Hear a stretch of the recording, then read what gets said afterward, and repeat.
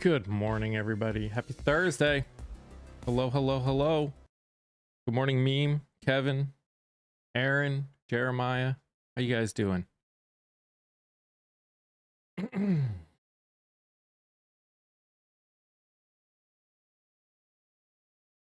Yo, what's up, Philip?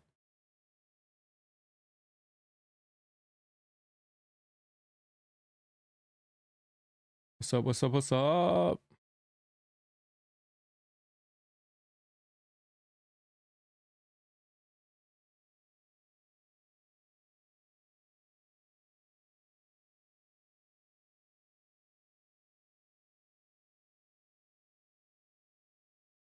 How you guys doing? How you doing? How you doing?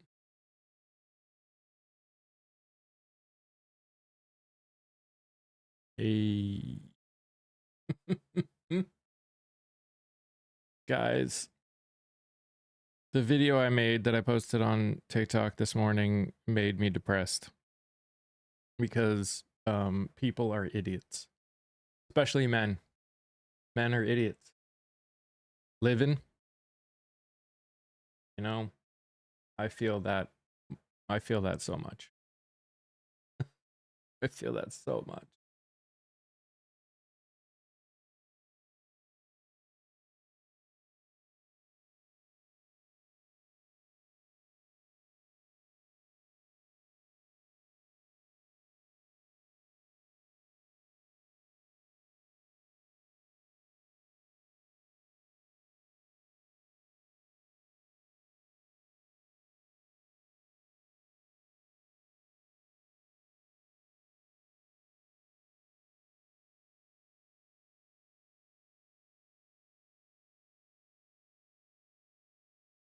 But yeah, this whole troops attempting to jump off of the USS Abraham Lincoln is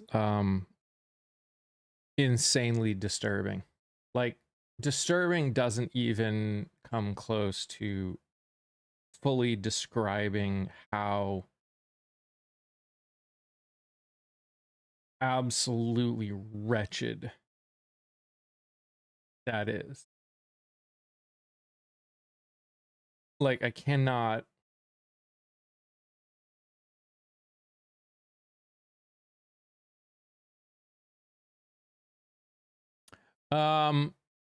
You'll see it, but basically this guy said that signs of having low T is having asthma.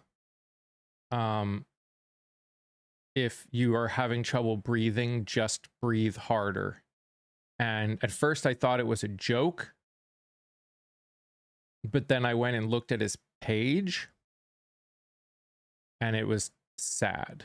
This is the first you've heard of this. So there have been text messages have come out from parents of people, of sailors on the USS Abraham Lincoln, that have talked about how multiple sailors have attempted to jump off because they are now in a record number of days away from port. We're talking, we're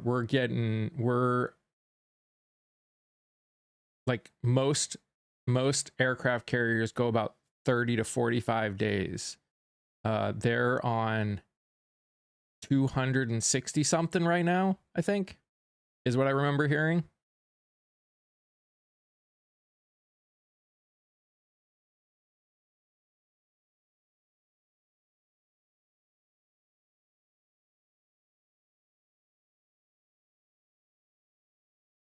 Eight months is not a regular war deployment.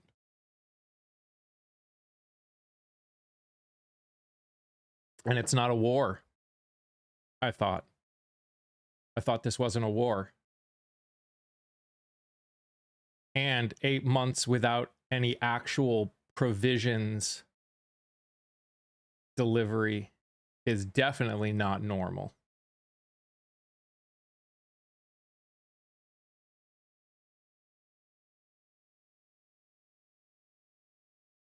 Oh, I know it is, but they like to say it's not. But then they say it is when they want to say things that are happening are normal.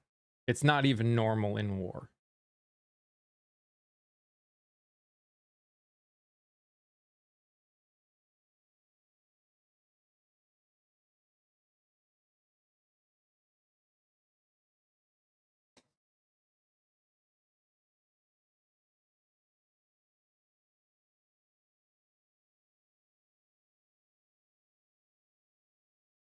Washington said that an army fights on its stomach. True. Food and supplies are little to nothing. Sanitary conditions are horrible. Yes, meme.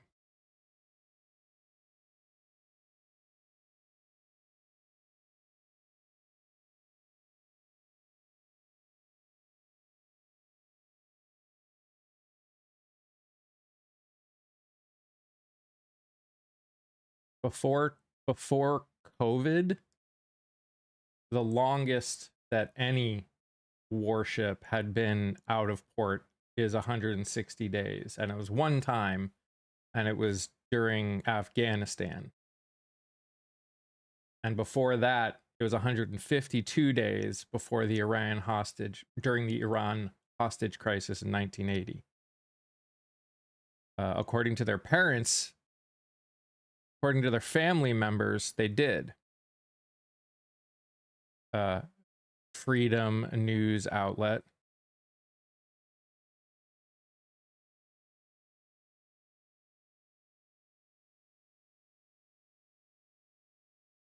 I wouldn't have gone into it in the first place. It's pretty much known that doing what they did was a fool's errand.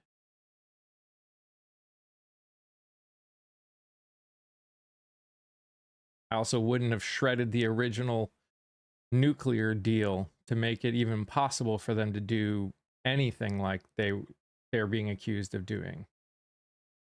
What's the point of Congress now? I mean, Congress has totally abdicated their everything.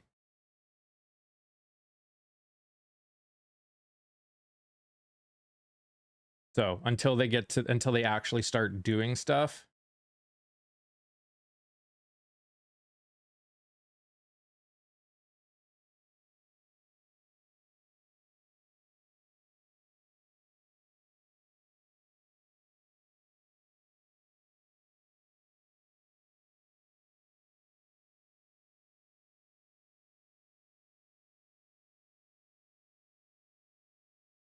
good morning, Carla.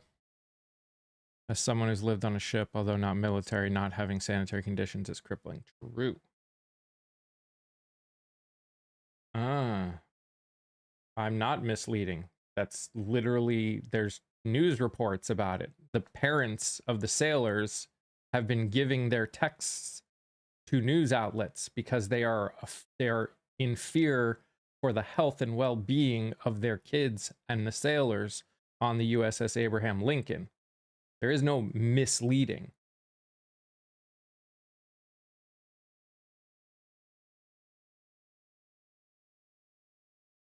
Hey, Clara. How are you?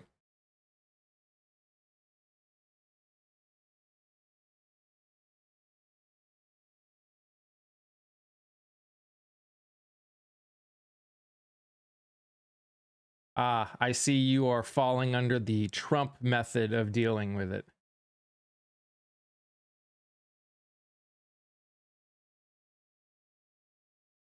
You've been on that ship. Oh, okay. Well, if you've been on that ship, you obviously know what's happening right now.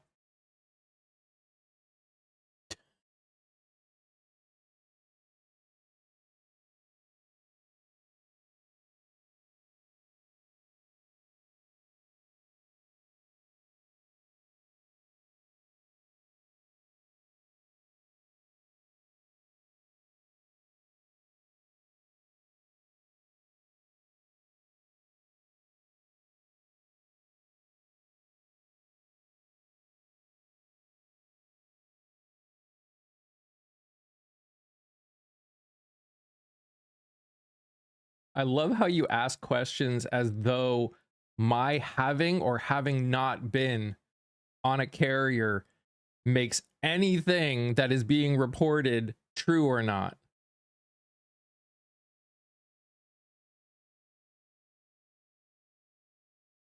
Morning, PJ.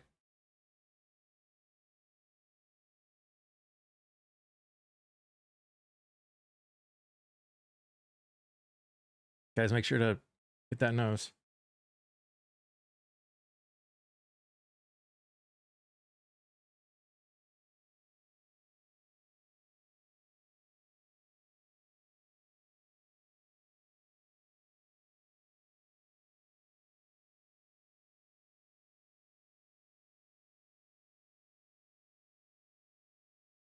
Oh, I just got people saying that the reporting out there, that I'm lying about the reporting.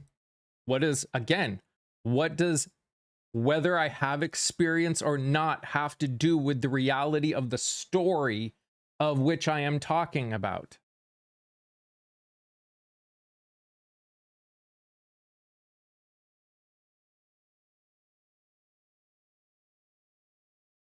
Good morning, Allie.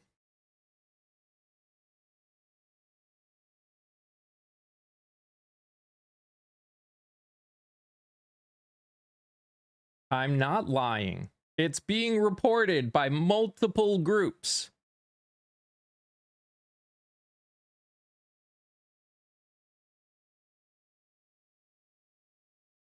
Being out at sea without good supplies for over 260 days is not normal.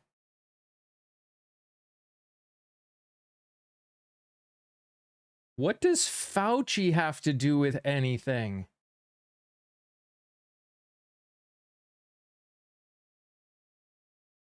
Oh my gosh. Internet on your PC is messed up. I'm sorry. Hey, Ambrosia. That's right. It's all Biden's fault. Media lies. So the parents of the actual sailors are also liars. Chat is very unruly.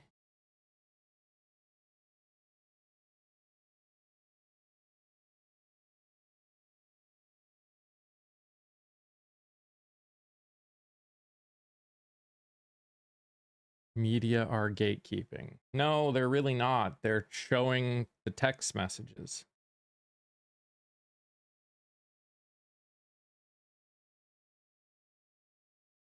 Does it matter how many parents text?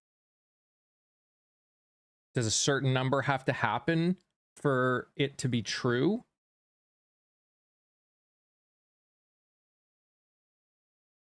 Why aren't we hearing more about this, Tom? Because people are coming in and acting like it's fake.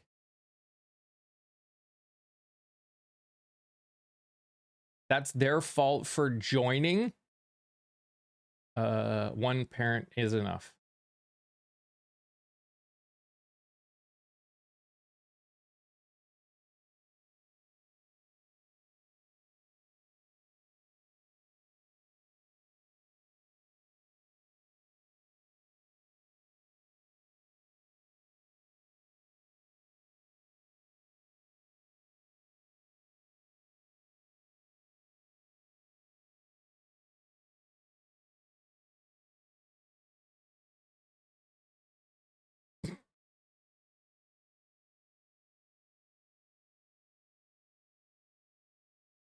My daughter is at the Naval Academy and the students are talking about this situation. I'm sure they are, Opal. If I were at the academy, I would be very worried about all of this right now.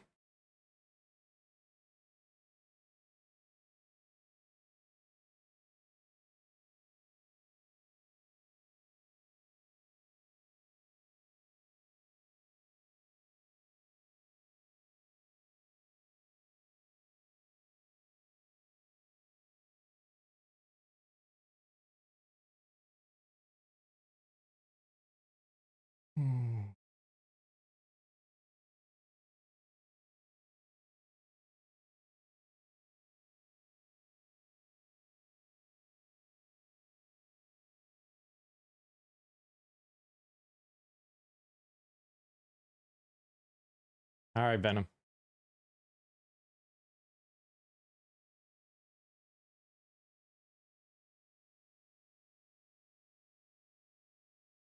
We have not dealt with 260 days out at sea without any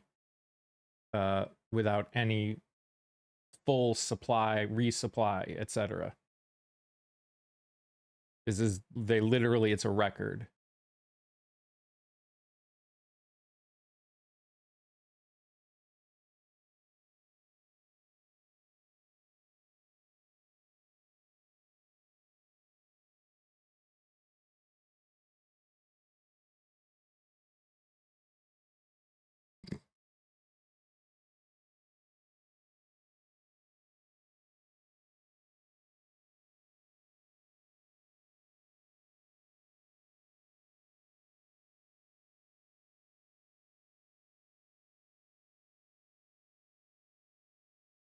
A lot of people care about my opinion. Lance. Question why is both the left and right incapable of using logic? There are a lot of people. It's not a left-right thing. It's just some things aren't logic-based. They're emotion-based, unfortunately. Both right and left use emotion just as much as logic, or lack thereof.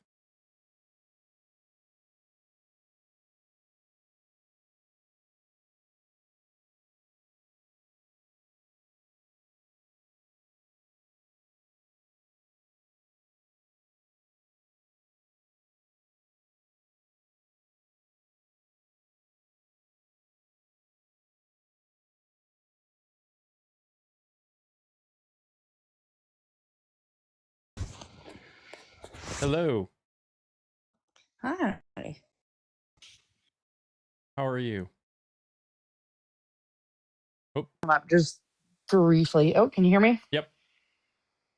I would just wanted to come up really briefly. I think it's crazy that people are denying all of this. I live in Hampton Roads. My partner is retired Navy. He got out 2 years ago after 22 years. And deployments have been getting worse and worse and worse for the Navy since 2020. I am trying not to speak too much directly about what's going on with this ship right now because they're still out on deployment and, they're not really, there's not supposed to be a lot of things released about what's going on a ship that's currently on deployment for a lot of reasons, for safety reasons, but I'm not surprised by this at all. No, I'm not either. My partner, I'll, say a little bit about my partner was in, I won't say what ship, but he was in the strike group that previously held the record for longest time at sea from a 2021 deployment. Yep. And it was, he was in the Navy for 22 years, and I have never seen him that broken as when he got home from that deployment. They were continuously at sea longer than any ship had ever been continuously at sea with no port calls. They were missing resupplies at sea, so they didn't have fresh food. They weren't getting care packages. And the guys that were on that deployment are not okay. Yep. I don't understand why, in the name of not wanting to admit that things are bad, people are pretending like this isn't real. Yep. Wyatt, you can say bullshit all you want, but you haven't gone to the funerals with me that I've gone to since they got back. So you can say whatever you want. No, he can't say whatever he wants anymore. You go sit in the pews at the churches for those funerals for those guys that were on those deployments and then act like it didn't happen. Jason, I say this again and again, and I don't know how many more times that I can say it. Either it's okay or it's not okay. To say that it was worse under Biden in 2020, which it wasn't. There were some bad things. There actually were some pretty long deployments because of COVID. Yeah. But to say that it was worse as a way to try and act like what's going on right now isn't bad. And when we talked about how bad his deployment was when he got home, nobody tried to act like it didn't happen. That's true. He also nobody wasn't president lied. in 2020. Yeah. That's also fair. Right. He was on a deployment in 2020, home for 3 months, and then back out again for 2021. And it was awful. Like he was planning on staying in another few years, and he was like, I just can't do it anymore. Anyway, it just is insane to me watching people pretend like this stuff's not happening. Mm-hmm. Now, exact details of these stories, I'm like, look, they're coming from, calls that are being made to loved ones. I can't imagine anyone would ever make that up. Why would they? But we're not going to get details until they're home, if we ever get details. And there is good reason for that. Like, there's good reason for the Navy to not release information about specific happenings on ships until they're back. The really frustrating thing is I saw reporting today that said that when asked about this whole situation, Hegseth said that another aircraft carrier group is supposed to come and replace them, and they said they were already on their way. And at the moment that he said that, people went and checked, because you can see where all aircraft carriers and all strike groups Yeah, you can are. track their You can movements. track their Unfortunately, I movements. wish you couldn't, but you can. They were still in port in San Diego at the time that he said that. And it's 3 weeks to get from San Diego to the strait. And then it's going to be Assuming nothing goes wrong. and then it's going to be 3 weeks for the USS. Well, it's going to be wherever they decide to port, whether we're talking they go back to the US or they go to the Mediterranean. It's still going to be a while before they get anywhere for resupply. Right. And I can just tell you that when they're not getting regular resupplies, like, you guys don't, if you've never, and I've never, so I'm not going to claim I understand, but if you've never been on a ship deployment, I mean, he did some things that weren't ship deployments, where he was in active areas, not on a ship, and being on a ship is just different. You're so confined to an area, and not everybody's on an aircraft carrier. Some of these ships are not that big. You know, you've got missile cruisers, you've got, like, so, some of these ships are not these huge aircraft carriers. You're on some of these ships are 200-300 guys on a ship for 6-9 months at a time. And traditionally, Navy deployments have included port calls, and that's what kind of keeps people sane. And they're not doing those. They're not getting resupplies. I mean, you're not getting resupplies. You're eating packaged food, powdered milk. You're not getting fruits, vegetables. And when they're not getting resupplies, they're often also not getting care packages. So they're not getting mail from their family.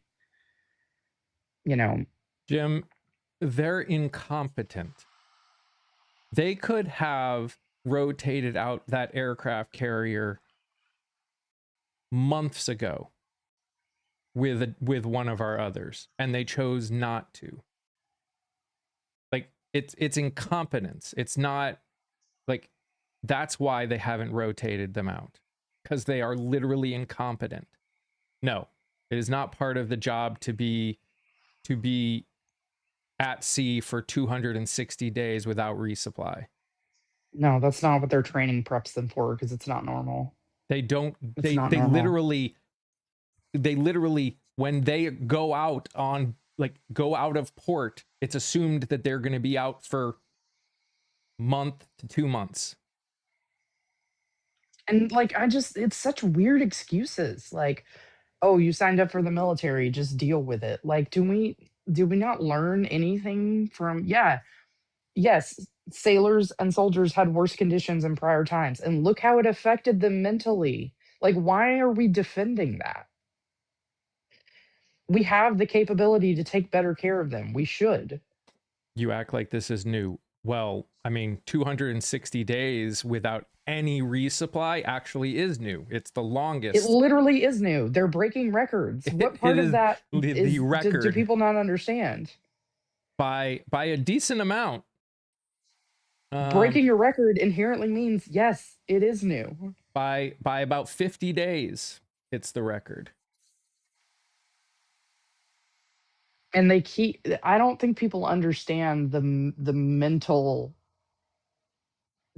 just absolute gut punch it is every time you think you're going home soon to be told, oh no, you're extended for an unknown amount of time. I just wanted to come up to say, like, I live in Hampton Roads. We're still here even after he's retired, and the morale of, this ship, I believe, is out of San Diego, but ships from here are leaving too. And between San Diego and here, that's the biggest concentration of Navy people in the country, and the morale here is so bad. It's been bad for a year. Mm-hmm. And we have friends that are not quite at their amount of years to retire. They're like, I just can't take it anymore. Thomas, when you enlist, this is not what you're signing up for. There are veterans in the chat right now that are saying that this isn't okay. And what an awful excuse. Yeah. Why just excuse not taking care of them? As though they don't have the ability to rotate out another aircraft carrier. Why are you justifying the incompetence? And not to mention that, like, we shouldn't be there in the first place. Well, yeah, that's a whole Like, different story. it's just we shouldn't have to be there in the first place. These sailors shouldn't have to be there in the first place. And they're going to come home to having had, VA healthcare reduced and less providers and less resources, and it's just a horrible situation all around. William, We've on been your talking last about it. ship, you were not out at sea 344 days out of 365. Not nonstop Not continuously. without continuously without any port of call landing. This is the longest that has ever been recorded by any warship ever. No, you weren't. You literally weren't. You understand that there He was are on a secret records, ship. dude. Like, there are literally records of every ship. He was on a secret ship. Ah, yes, the A secret ghost ships. ship. Yes. How could we forget the secret ships? Anyway, I love your show. I enjoy it. I've Thank been you. listening a lot. I appreciate you for trying to have constructive conversations and not just, people screaming and debating on things that don't do anything. I get it, man. It's exhausting. I'm a healthcare worker, and between, Hmm. the compassion fatigue you end up with sometimes at work, and then the trying to convince other people to have empathy fatigue in our country, it's exhausting. I mean, again, So I appreciate it. I appreciate that. And my goal is not to change anyone's mind. It's to stop. It's to have conversations. And if there are people that don't, it is what it is. In the end, I don't care what they think. So I don't know how you teach other people to have empathy. you I can't. don't, I don't know. Anyway, I'll be around listening. I just All right. wanted to pop up and say that because Yeah, yeah, yeah. this whole area has been under. It's like the whole area is under like a fog. It's just Yep. and I don't know what you can do for any of them. All I can say is if you do know somebody who's somebody on ships that are on deployment, reach out to their FRGs, their family readiness groups, even if they are not receiving care packages in the traditional way they do. The family readiness groups may be trying to come up with creative ways to do something for their morale. Like I know on his deployment, when there was a period where they weren't getting care packages, we were able to send some videos. We were able to send a video package to the ship, and it played in the mess hall. So while they walked through to get their meals, they were getting videos from their kids and something. Yep. So Betty, no, 332 days was not the longest continuous deployment. Yes, they may not have landed at a port in the United States and allowed them to like not be at war. But this is the longest deployment by any ship ever continuously without landing at a port of call. Come on.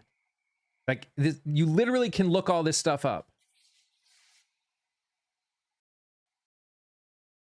SOS, nobody's saying that other people's deployments weren't hard. If you went through hard, awful deployments, don't you want us to make them easier for people if we can? I don't understand. I don't understand this like, well, I had hard deployments and deployments are hard, so they should too. Yeah. This was what was done to me was inhuman and probably shouldn't be done. So let's just justify all of the inhuman acts. I know probably more about Midway than you do. Midway, like I'm a World War II guy, and Midway was probably the battle that I paid attention to the most. They did not I, continuously especially in the 1930s and 40s, be out at sea. That's not how it worked, especially back then. They're engaging in, I don't know if you ever heard this term, but called the suffering Olympics, where I want to be able to give myself the gold medal for having suffered the most, which means that other people's suffering isn't important. Mm-hmm. All right, I'll drop down. Thanks All so right. much. I'll be listening Yep. in the chat. I appreciate you letting me up. Thank you. Thanks for coming up. Mm-hmm. Yep.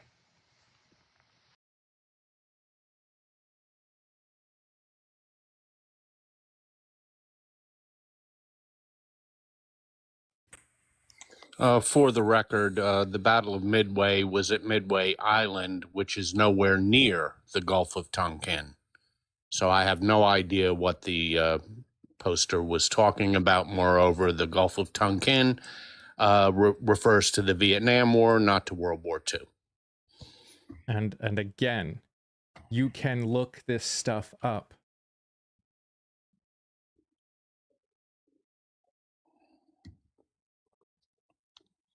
Thank you, Vintage. You know, I spoke with, again, I was not a naval officer, but a friend of mine was, and he served on a aircraft carrier. And I asked him about, refitting. How long is your normal tour of duty? He said, you don't want to be at sea more than 6 months before you get refitted and refueled. And, things break down, usually plumbing, food. And that's the thing that I don't get. And maybe people in chat can help me. I'm actually asking this as a question, not as a statement. Why can't helicopters fly in food to an aircraft carrier? Why can't food be flown in to an aircraft carrier? How can we possibly be running out of food? Can somebody explain that to me? HW, you understand that pictures have come out of what they are being fed. I don't care. I don't care if the aircraft carrier is out there for 4 years. Can't you sit there and at least get food out to it?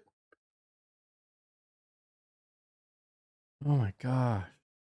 And if they are mentally weak, kick them out. Like, dude, grow up. I'm happy for many reasons that these monsters, you're happy for that our troops are suffering?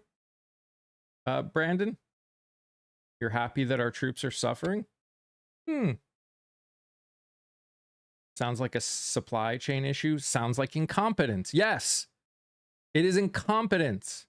The people that are in charge, i.e., the Secretary of Defense, the Secretary of Navy, are incompetent. Well, especially since we now know that the CIA and the NSA and the Department of Naval Intelligence told the administration that this wasn't going to work. They told them that. And they went ahead, Pete Hegseth went ahead, and Donald Trump went ahead and did it anyway.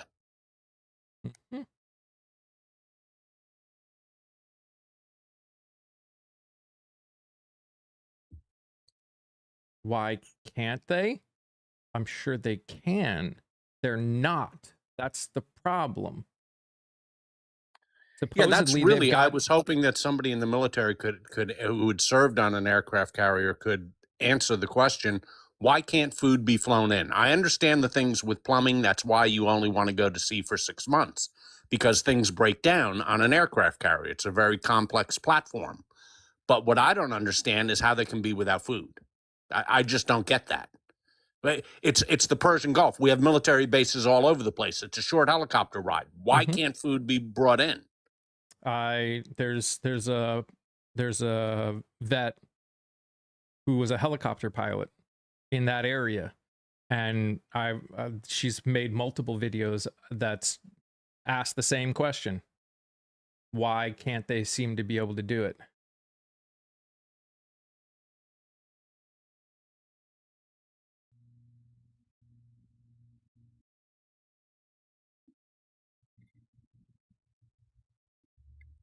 I wish it were a farce.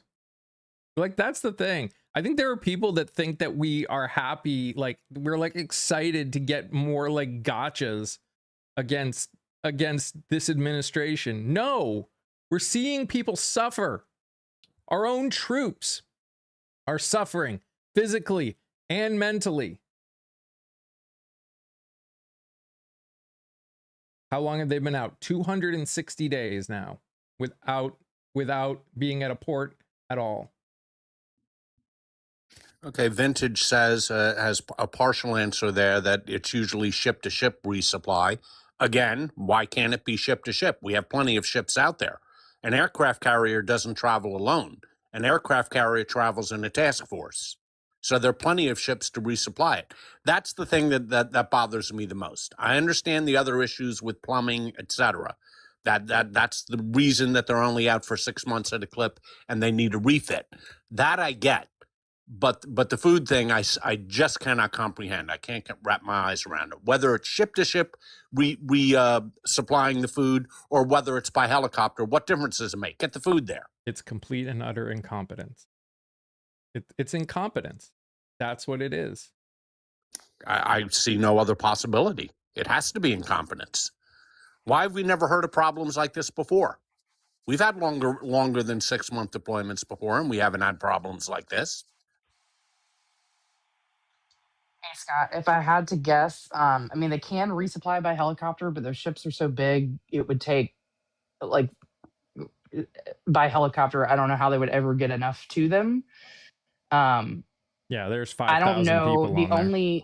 The only reasons I can guess are either they haven't done the logistics planning properly, to get a resupply ship to them, or I do know that sometimes there can be times or areas deemed not safe enough to do a ship to ship resupply. So I hope that that's not why.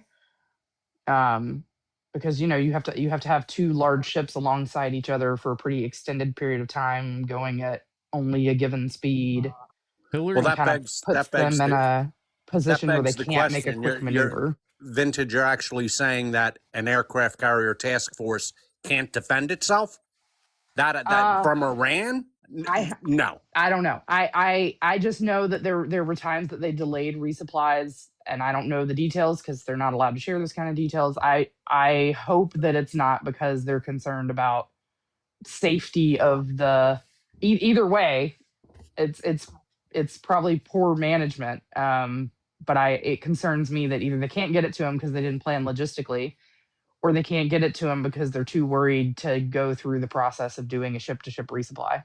Because during that time, it does limit them from being able to make any sort of like evasive maneuver, or any sort of, because they're too close to each other. I hear what you're saying. I just Yeah. find I'm not defending it. Yeah, I'm not defending it. I just find it incomprehensible that an aircraft carrier task force can't defend itself against the nation of Iran. What the hell are we going to do against China then?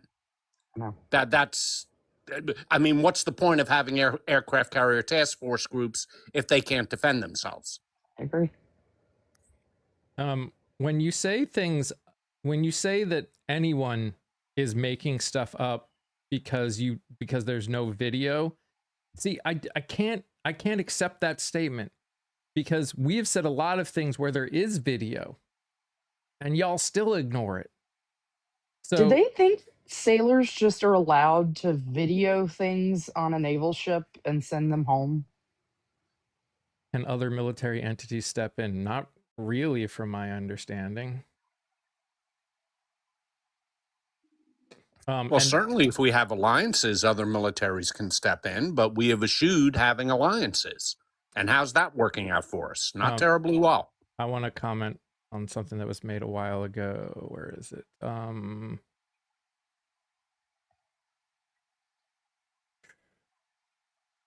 What's talking going on?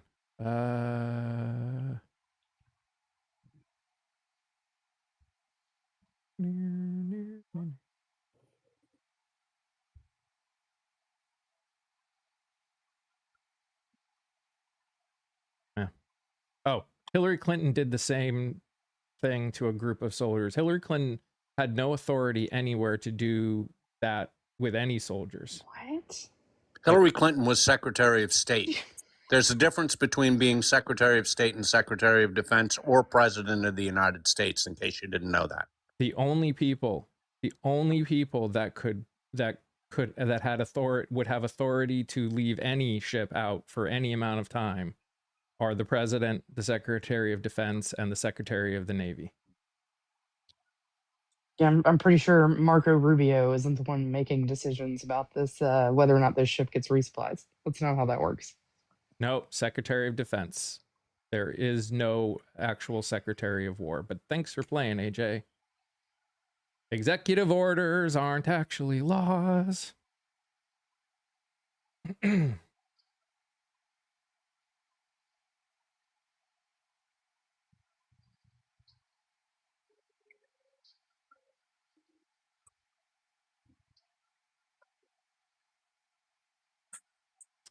Drew, I didn't bring up people that I don't know.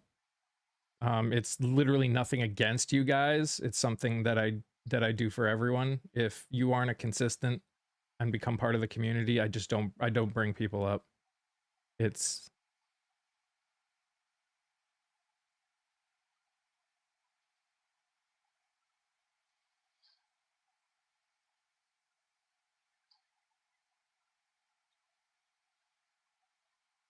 do they have the money to budget for food? I mean, I would hope so. They've got $1 trillion budget.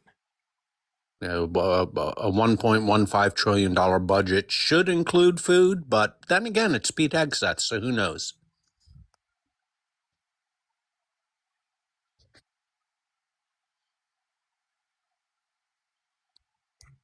You think calling out horrible things that our country is doing to our own citizens means you hate America? What kind of planet are you on? They had the budget for the Patriot games. Yeah, that was so dumb. It was so dumb. Is that still going on? I think it's Is it over. still happening? It was like a day or two of events and it was over. And we only paid like $10 million or something ridiculous for the whole thing.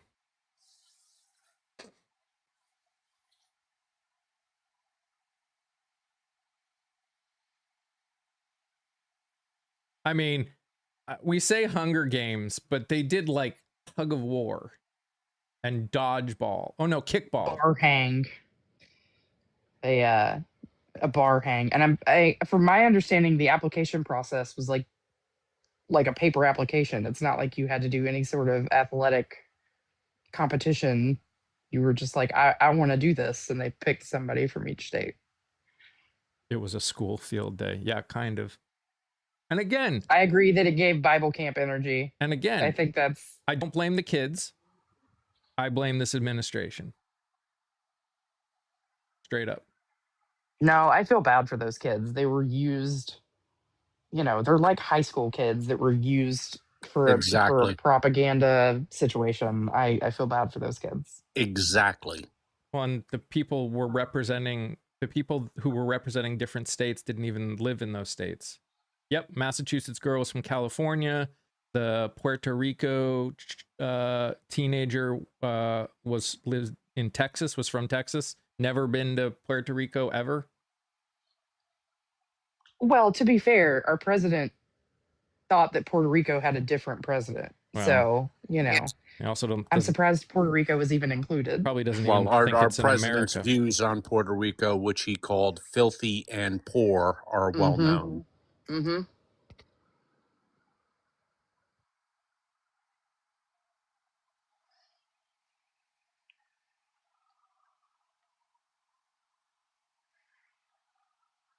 Get time in the limelight. And they're not getting time in the limelight. You think people watched it? Nobody watched it. They didn't get any time in the limelight. And who's going to get in the limelight? Only the white kids? Because that's all who was really there. I think there was like one person, one kid, maybe two from any other marginalized community out there. Sam, first tell me what communism is, and then I will even consider answering that question.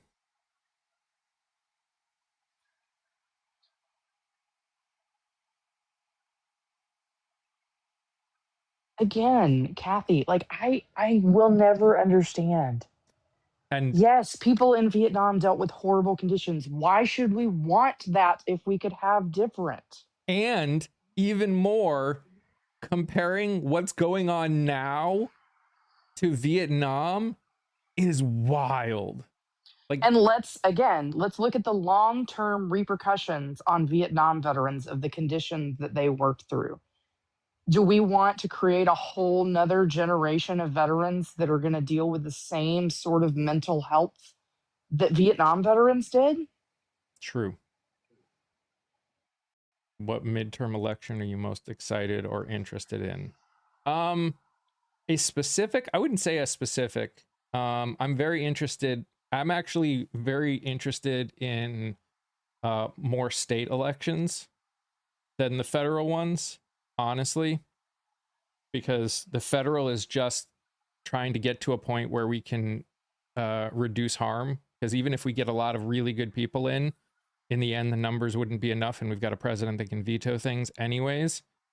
So I'm actually really interested what's going to happen in state elections. So Georgia, Iowa, Texas, a lot of these states that have people running under the Democratic ticket that have never had someone running under the Democratic ticket before. Yeah, I think for me, the most interesting thing will be the Senate. There's reasons for that. If the Democrats do pull off a very long climb to get up that hill, to pull off taking the Senate, that prevents Trump from naming about 200 appellate court judges. And also, there's going to be an exodus from his cabinet after the midterms, and he won't be able to appoint any more crazy people. So taking the Senate is very important.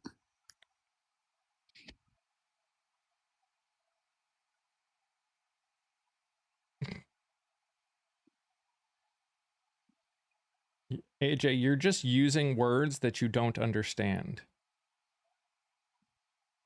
Again, the fact that you are using these words and saying them the way you are saying them shows you don't understand what they mean.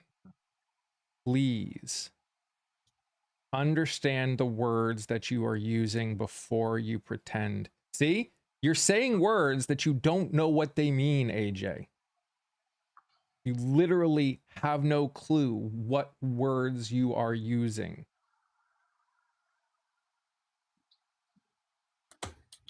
All of you, all of who, JM? All of who? Who do you think is up here right now?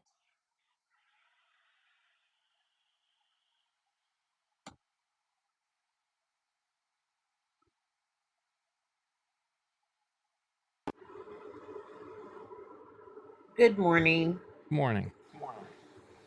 I didn't want to stay up here too terribly long. The one thing that also, there's a couple things that really kind of came to mind today is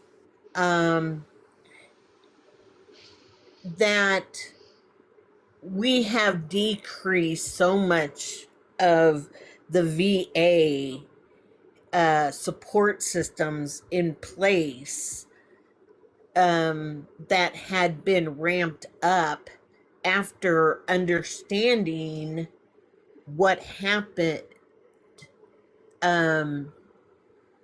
to mental health Vietnam vets has been cut and taken away. First of all, the services and such that they're getting is so much lower. And the other thing is that if this was a Democratic president, the GOP and MAGA would be yelling and screaming from the rooftops that we are not taking care of our service members and patriots. So I mean, 'cause aren't they supposed to be, God fear country, all of that? So to me, that's something that I'm really frustrated with dealing with this. And then the amount of mental health services that we're going to need to employ is going to be substantial. And again, this is what it comes down to. You either are against these things happening or you're for them. You can't be against them when one person does it and okay with it when someone else is doing it. You either are against it or for it. The reason we're in the situation we're in is because too many people. Is it a majority of conservatives? Yes. Is the majority of the people that are doing it the most often conservatives? Yes. Does that mean it's all of them? No. There are people on both sides that are doing it. But in the end, if we want to actually fix anything in this country, you either are against it or you are for it. Your father was not deployed for 19 months continually at sea, never going to a port of call under Bush. I would guess that was probably an Army deployment. My ex was deployed for 15 months in the Army in Iraq, but he also got a 2-week R&R in the middle of his deployment. I mean, I'm not saying that it wasn't awful, but they're not the same. And again, the suffering Olympics. I don't understand. Okay, if you went on a horrific deployment, don't you want better going forward for other people? No, because I don't understand it. I don't understand the mentality of Again- it sucked again, for me, so it should suck for everyone. An aircraft carrier is different. It has to be refitted. It has to be fixed. They're not made to be at sea for 19 months. They can't be. They're not made for that. That's not how the platforms are designed.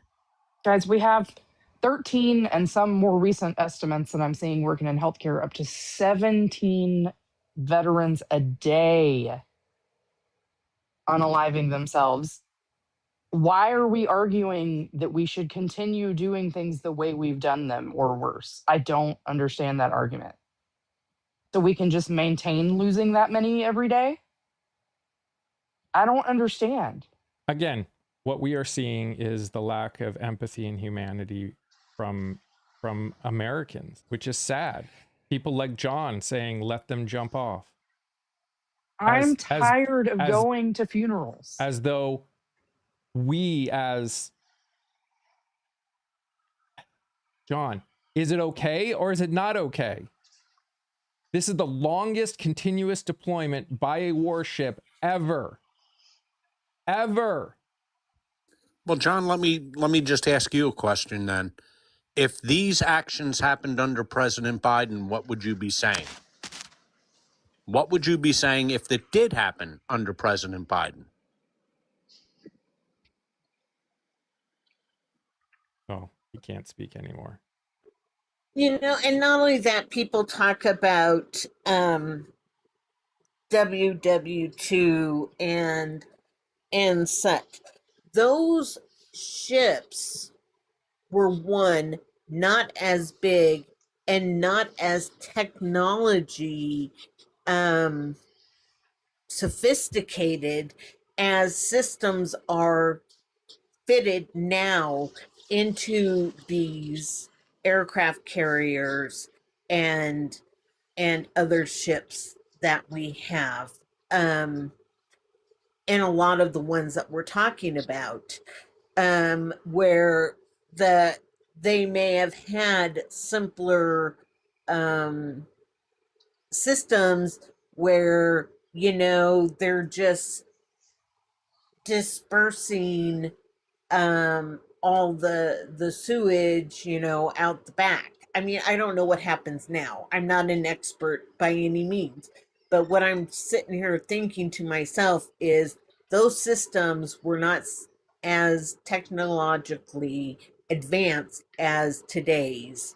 Thus, the fittings for them must be more precise, is what I guess I'm getting at. Yes. And that's the thought process. Yeah, agreed, Clara. There's also another huge difference in the World War II analogy besides the technology. In World War II, our aircraft carriers were our forward basing.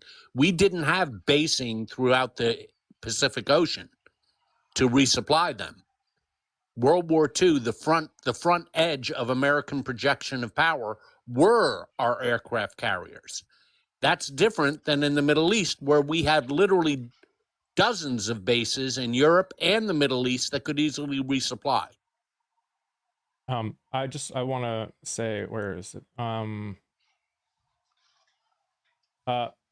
Glenn, you're fine talking about other deployments being a long time. Our specific conversation is about what's going on in the USS Abraham Lincoln.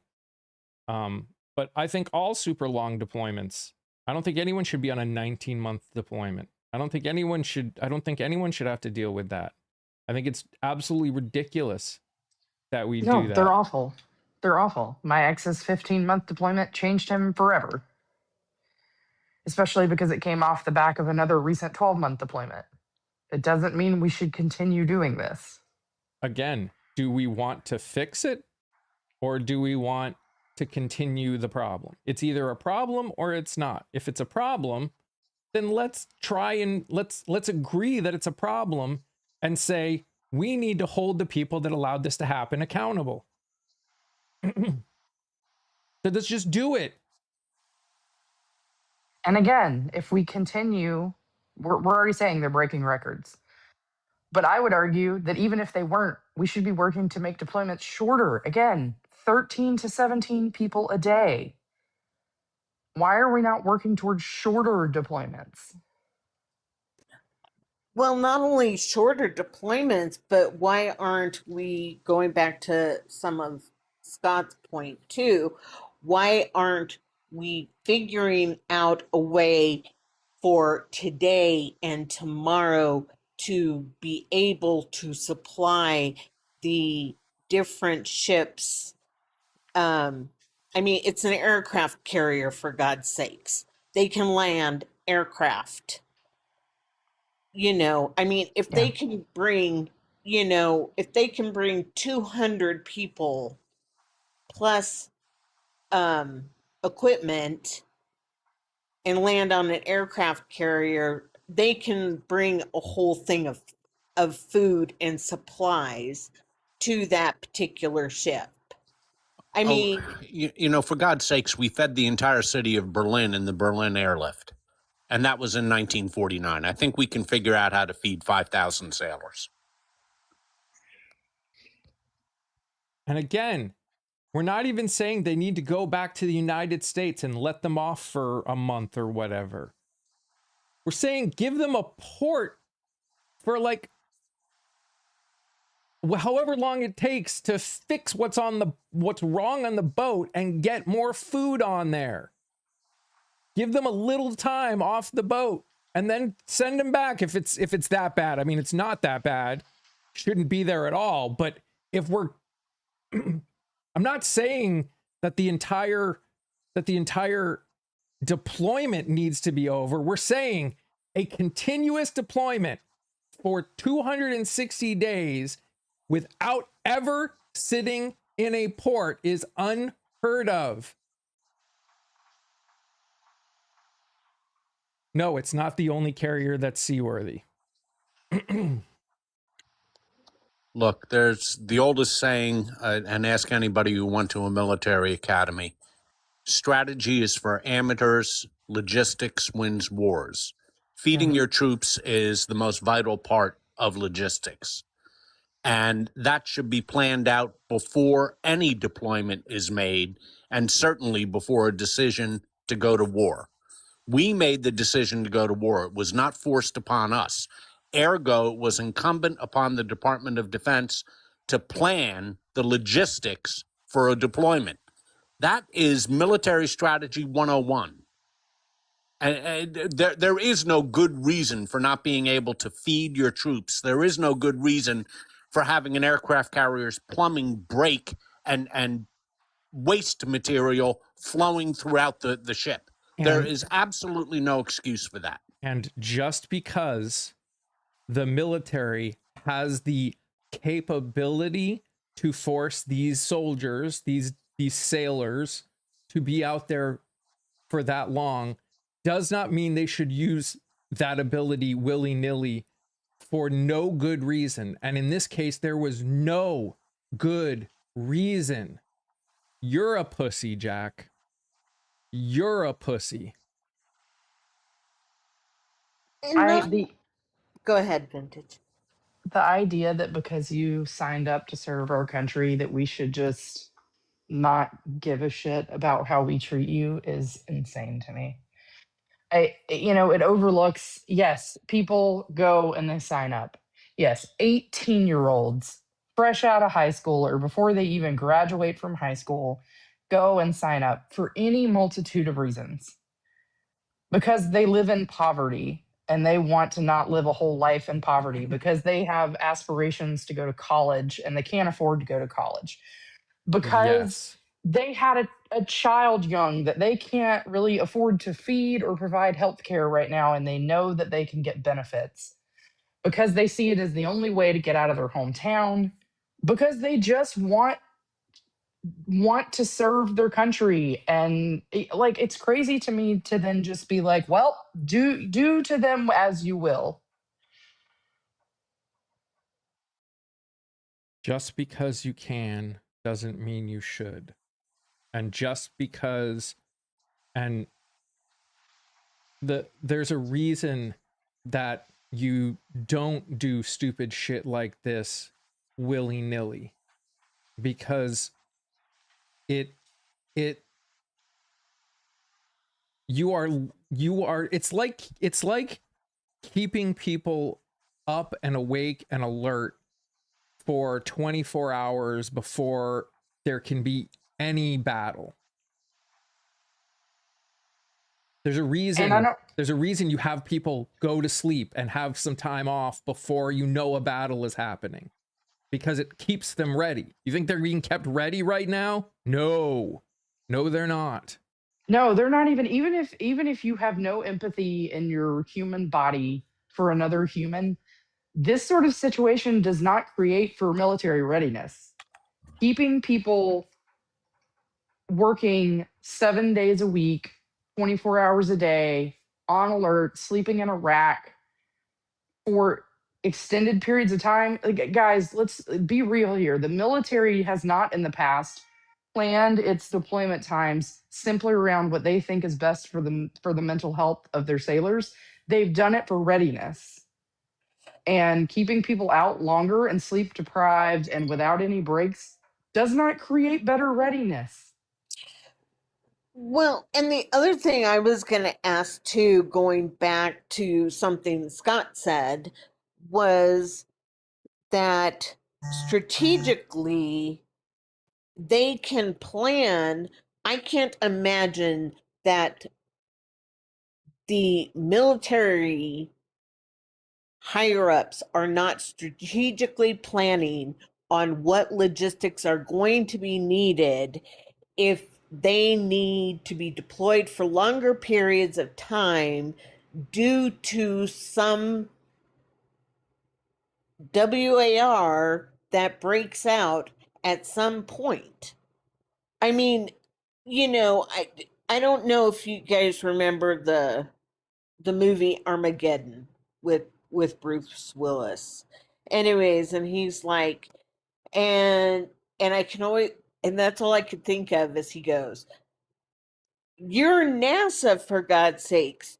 You're the guys making shit up. And there's guys backing your shit up. And there's guys backing your shit up. Are you trying to tell me this is the best that NASA can come up with?" And that is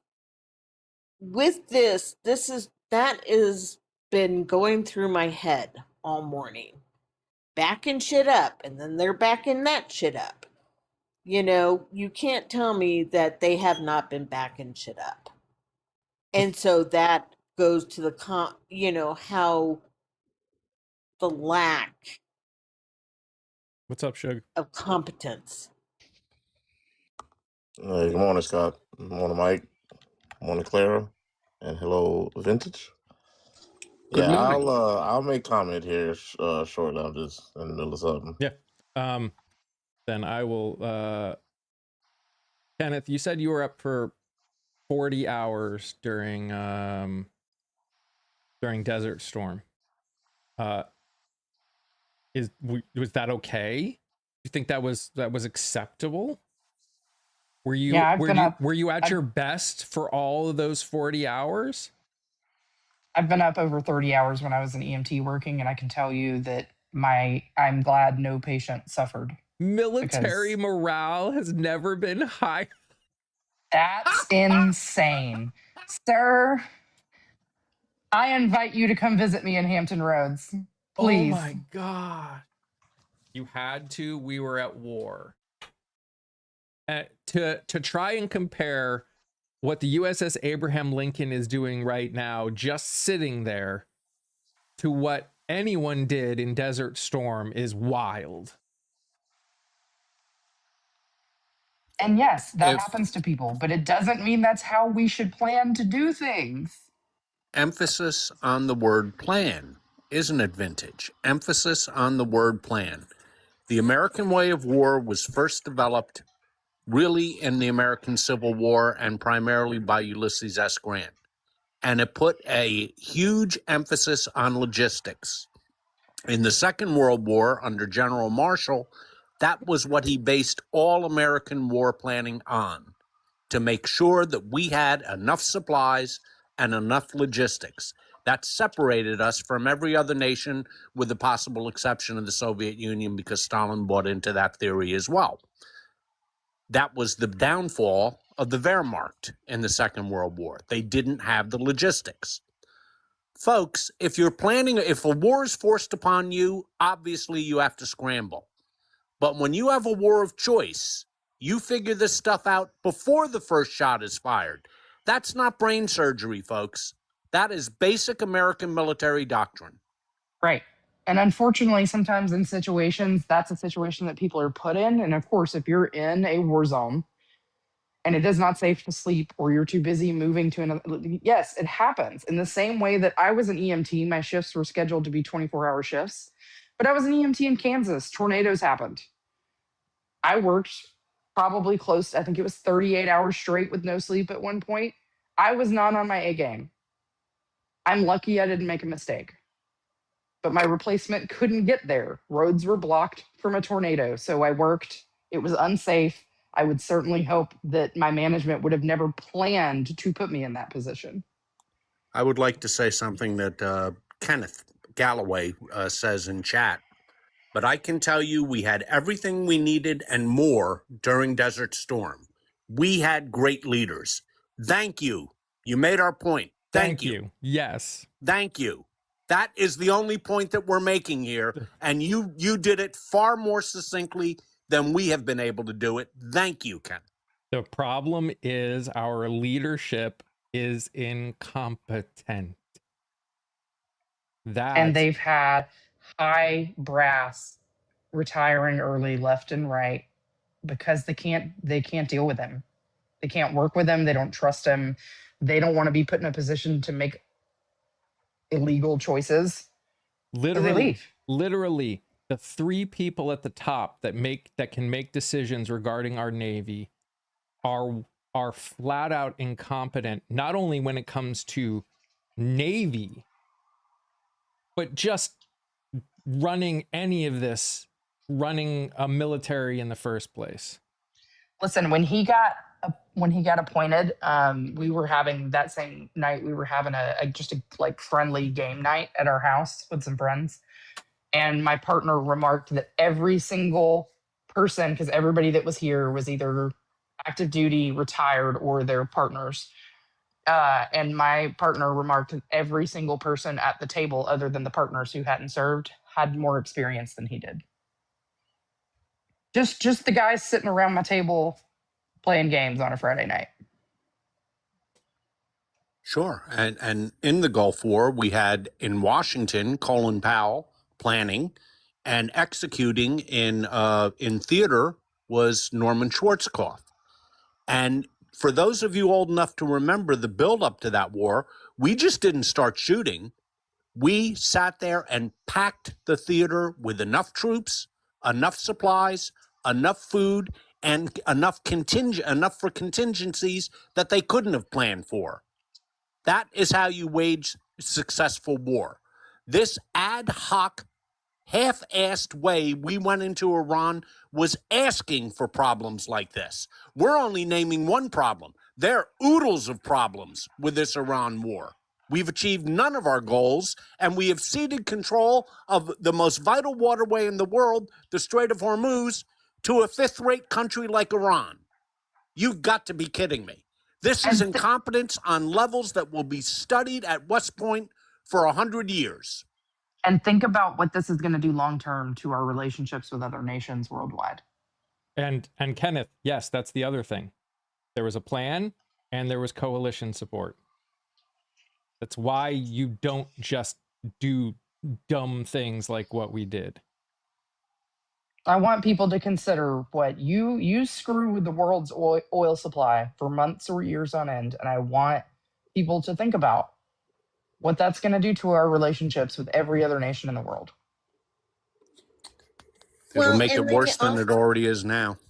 Right. Well, exactly. And not only that, some pie in the sky dream came up with, we were only going to be there for 7 days. I mean, I don't know what, very short period of time. I don't know what thought process. I mean, I understand the incompetent thought process that went into that, but, I don't know if they just didn't have enough crayons for his coloring book for longer periods of time. But, that's something that, I look at is they expected this to be short period of time, which, when you're dealing with a theocracy, it's not going to be a short period of time.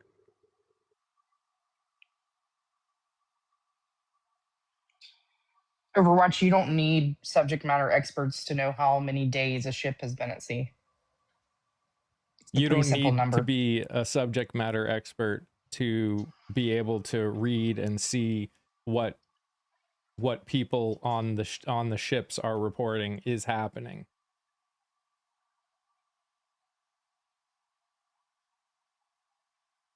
Again, the things that we are talking about here have nothing to do with any side of the aisle. They have to do with whether it's okay or not okay. You're okay with it or you're not okay with it. You're okay with the fact that that these sailors have been continuously on a boat that has not been fully supplied for over 260 days now.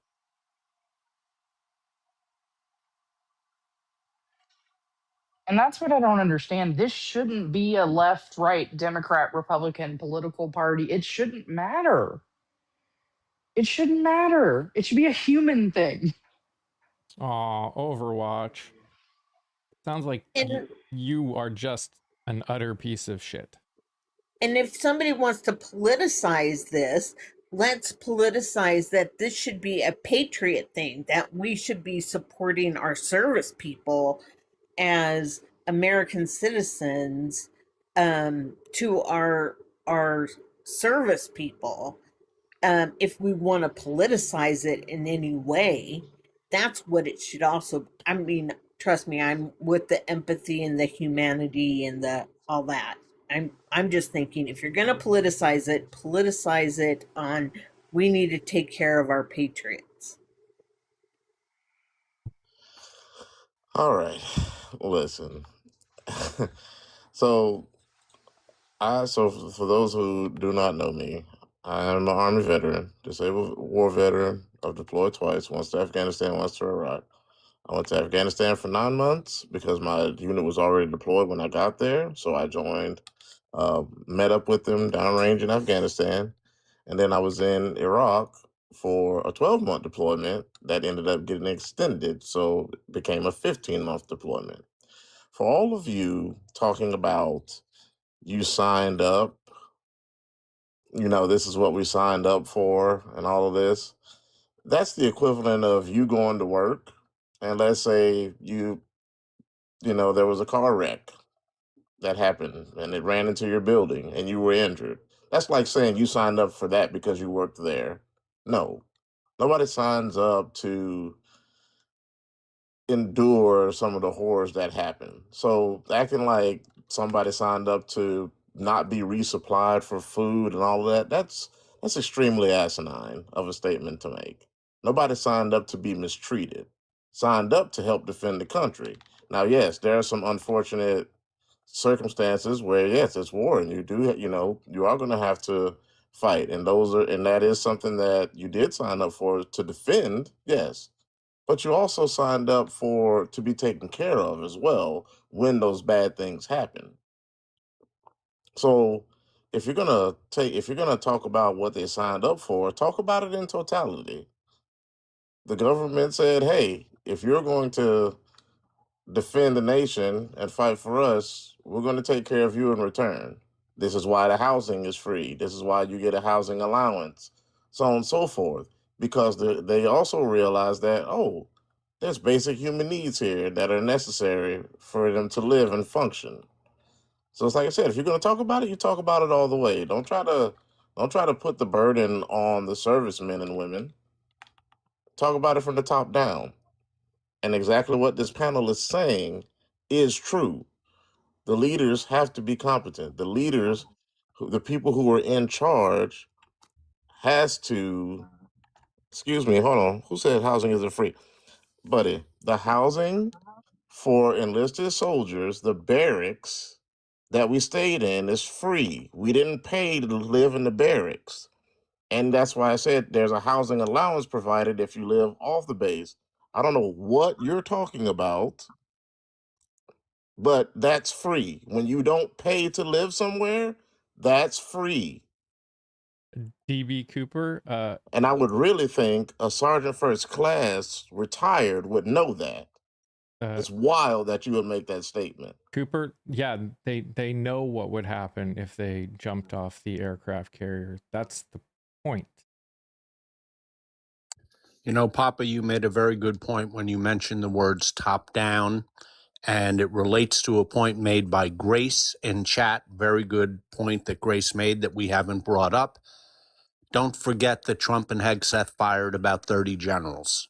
We have gutted out our leadership, and mistakes like this happen when you don't have good leadership. Plus all the ones who've quit.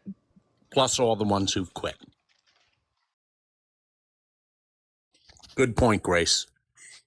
Plus all the, $10,000 conference tables and king crab legs and filet mignon that have been brought in for So and again, things. I don't I don't agree with them doing that, but I have talked to people that dealt with the budgeting when it comes to that. What they chose to get was bullshit, but the fact is what they did was they were spending the money before they would lose the money. It's that idea of if they don't use everything, they will lose it. I will say that's not new. No, The it's not new military at all. spending has been absurd and stupid for a very long time. And by the way, that's with any department. Yep. That's if you don't spend the money, you lose it. It goes back to the general fund, and then Congress reappropriates. But that's still, okay, fine. Buy more food, buy more ammunition. Don't buy filet mignons and lobster for your top generals and your defense secretary. Yeah, there's always a mad dash at the end of their budgeting year to just spend everything. Because if they don't, then they can't justify needing that much the next year, which is a problem in and of itself. And when it comes to our lack of ammo, we also need to understand, for people that are talking about that, we've never stopped making ammo. I mean, we actually increased our we can just only create so much at any time. And that's the problem. Like, the reason that our defense missiles, we have a massive shortage, is because it takes time to make them. So not only are we making them for ourselves, but they also for all of the countries that we've got contracts with, because they've got our systems too. We have to give them as well. And this problem was a long time coming. I have a friend who's a top exec at Raytheon, and I asked him that specific question. I said, "What the hell is going on? How can we not be producing enough military?" He pointed out two factors. At the end of the Cold War, the Defense Department stopped dealing with most defense contractors. In fact, they eliminated about 90% of them and dealt with only the very large companies. And also because we're only budgeting year to year as opposed to giving 5-10 year contracts, they have the companies that produce our weaponry have no incentive to ramp up production, buy more factories, hire more workers, and it becomes a self-fulfilling prophecy. That's why Vintage, you hinted upon this. This is the problem with 1-year contracts. There's a race to piss away the money at the end of the contract, a 1-year appropriation, and we should be going to 5-10 year appropriations to allow defense contractors to expand to produce at scale. Also, we should be dealing with significantly more companies than we deal with now, so that when one company falls behind, we have another company that we can shift the order to. This is a major problem with our defense procurement, and there's a problem in Europe as well. They did the same thing, and they made the same mistakes. We need some serious, like, real auditing of our defense budget, because it's crazy the things we don't spend money on, and it's also crazy the things we do spend money on. Yeah, it really doesn't work if you build wonderful F-35 stealth fighters and you don't have enough ordnance for them. Then what good is the plane? And take a look at how many magnificent Abrams tanks, which have now become almost useless due to the nature of warfare changing in the 21st century, sitting there gathering rust, and yet we keep building Abrams tanks. Or the fact that Trump wants to build a battleship again. Yeah, that we haven't built. The last battleship, the keel was laid in 1944. There's a reason we don't build battleships anymore, because A, they're sitting ducks, and B, they don't project power like an aircraft carrier does. Yeah, we quit building them for a reason. Scott, if we don't build the old tanks, what's going to ride down the streets at Trump's birthday party? Well, that squeaky tank, I'll tell you one thing. There's a reason to get some new tanks. He's got to do something better there. You're referring, of course, to the birthday party that absolutely nobody showed up for. Yes. Squeaky tank except parade. for the squeaky tank. Yep. Tanks are not obsolete. I mean, it depends on the warfare you're talking about. For most of the warfare that is going on in this time period, yeah, they kind of are. Does that mean there will never be a situation where they will have a place? No, of course not. But to say that they are so needed in modern warfare that we need to keep making more and more and more of them, it's kind of ignoring what warfare has become. And if our military strategists decided we didn't need a certain kind of ship, but the president wants to build them because he thinks they look cool, it's a problem. And by the way, it's not just the president, it's congressional districts. They want manufacturing in their district, whether the weapons are needed or not. Correct. It's literally a problem from top to bottom with our defense procurement system, which is one reason why we have $1 trillion a year budget. To say sailors are, I mean, I'm not saying it. The families of the sailors are saying that they are attempting to. I'm just talking about what is being reported, but I have no evidence. So the sailors telling their families, you don't consider evidence.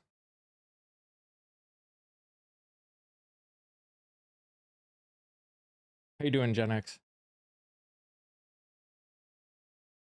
What reason would the families have to lie about it? Please tell me.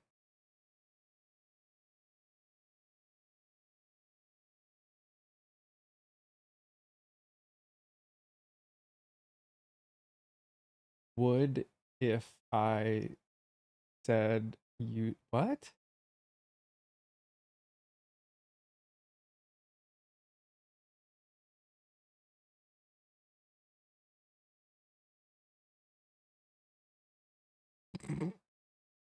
You, random person who I don't know, saying that I did something is very different than a sailor telling their parents or their family members what is happening on the ship. Those are so completely different things that it's not even funny.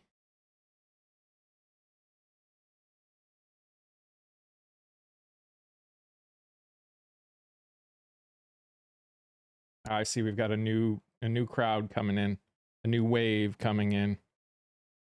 Hey, Di.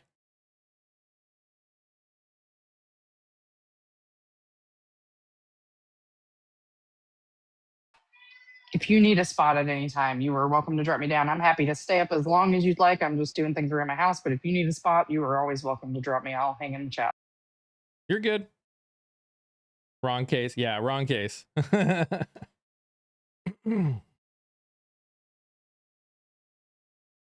They've restocked while at war. I know there's the capability. The point is, its incompetence is not for the weak. That's an idiotic thing to say, Juan.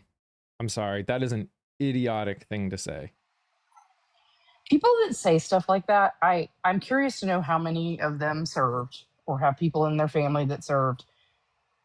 Did they know the mental health numbers on veterans already? I just don't understand it. Coming out of a war situation with an effect on your mental health doesn't mean you were weak. Juan, you've been Hold on on. an aircraft carrier for 260 days without any Hold real on. resupply? Hold on, wait a minute, y'all. Hold on. No. Listen, he didn't listen. Listen. You got to read his comment properly, okay? He's not saying it's for the not strong. He's saying it's not for a 7-day period of time. Okay, he said it's not for the WEEK. So he's saying that. You see what I'm saying? Right. You see what I'm saying? So Yeah. he's saying it's got to be the military the is month. longer than a week. That's what For he's the month. referring to time. Mm. Yeah. Gotcha. And Texas Live helpfully adds, take the weak ones and send them home.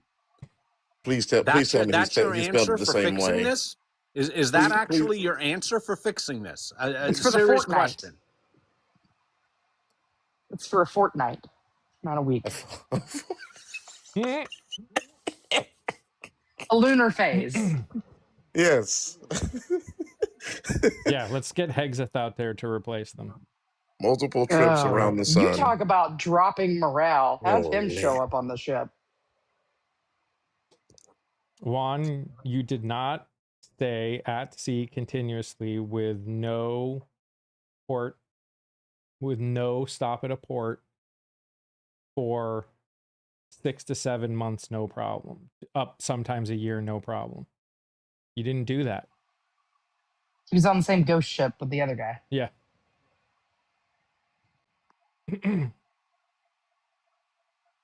Guys, this kind of stuff is why the sort of organizations exist. Like my partner's been looking into potentially volunteering with groups like there's groups called things like Battle Buddies. We have to have nonprofit groups to have people have a 800 number to call to have somebody just show up at their house and sit with them. This is why. The situation is the report coming out from the families of the people on the USS Abraham Lincoln that multiple sailors have attempted to leap off of the aircraft carrier. And yes, part of what we're talking about too is the fact that Hexeth said that there was another aircraft carrier that was already supposedly on its way to take its place. And at the time he said it was still in San Diego Harbor. And it's going to take 3 weeks for it to get there. And then it's going to take 3 weeks for the Abraham Lincoln to even get back. So you're looking at, even if it left right now, you're looking at another month and a half minimum before sailors in the Abraham Lincoln let them jump. Dude, What kind of idiotic piece of shit person do you have to be to dislike Americans so much that after being at sea for 260 days straight without going to port, telling them that they should jump? Yeah, somebody get rid of this Kraken guy. He just keeps spamming.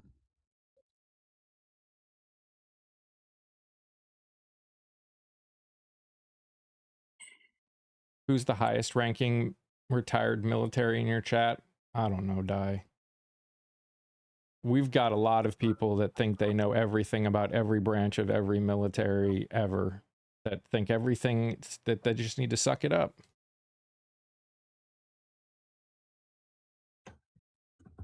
Shug's been in the military. Send ice. Why can't we get them supplies? Incompetence.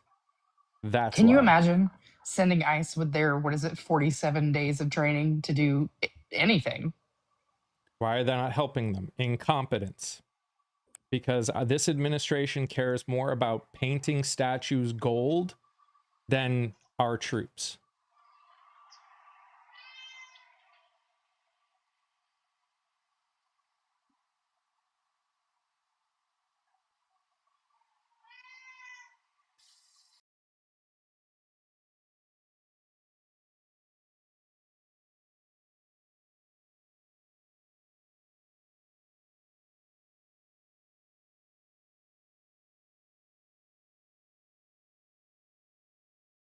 But you said it's not political. What's not political?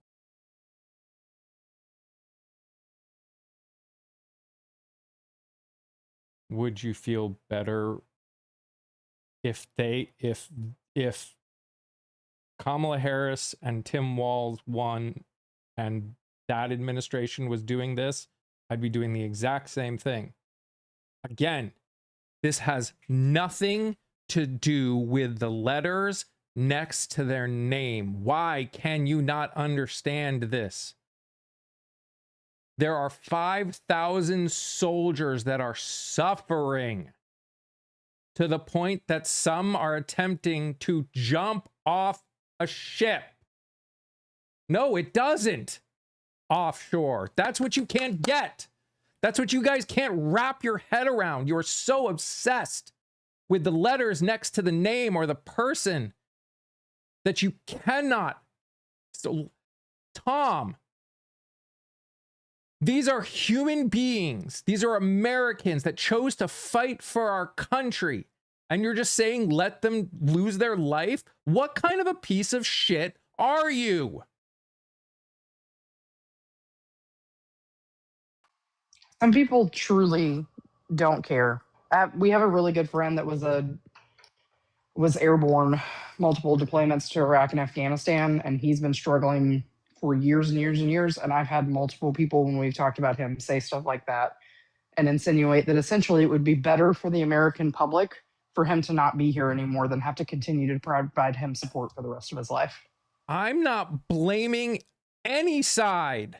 I'm saying the people in charge of our Navy are incompetent because they are doing incompetent things. 11 carrier deployments. Big whoop. You've never been on a carrier for 260 days straight with no port landing. Never. You've never been on it in all 11 of your deployments. Because nobody ever has. And listen, again. Because he's the president, Gerber. And listen, let's say, let's grant that what you're saying is true and that happened to you. No one here is okay with that. Do you understand that?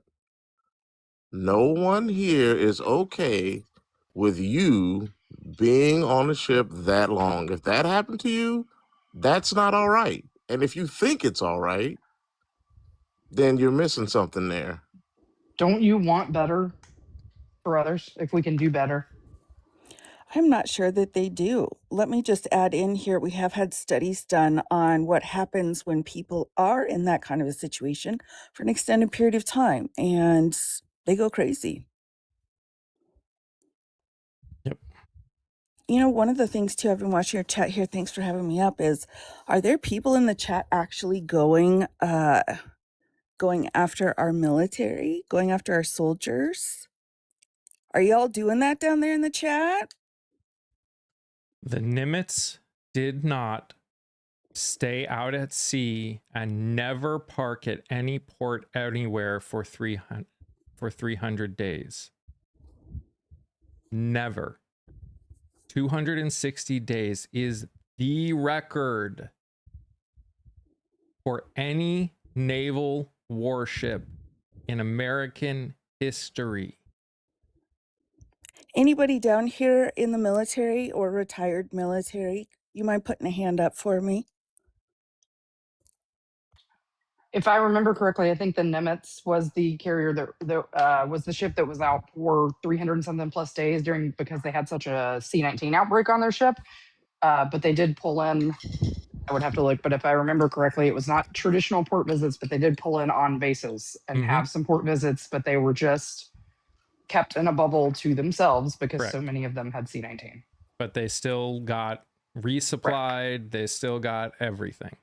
And again, my best friend's husband was on that ship during that deployment. He would want better.